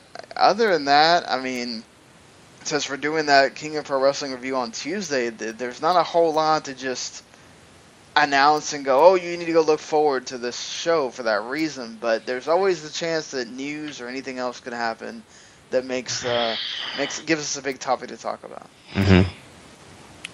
So lots of great stuff coming up, and we just want you guys to be informed on everything we're doing. Don't forget, we got Football to Football, great show. Can't wait to get that show going for this week, and lots of great games coming out this weekend. So you guys don't want to miss that. Sean, I'm sure co-op multiplayer is coming up pretty soon here. Yeah, we did one on.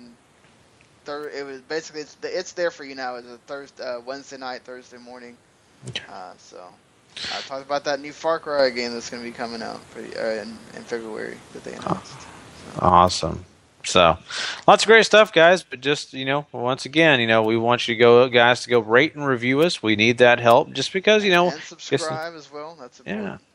Yeah. Yeah, and go to the W2M Network page. I mean, that has all the podcasts we talk about on there.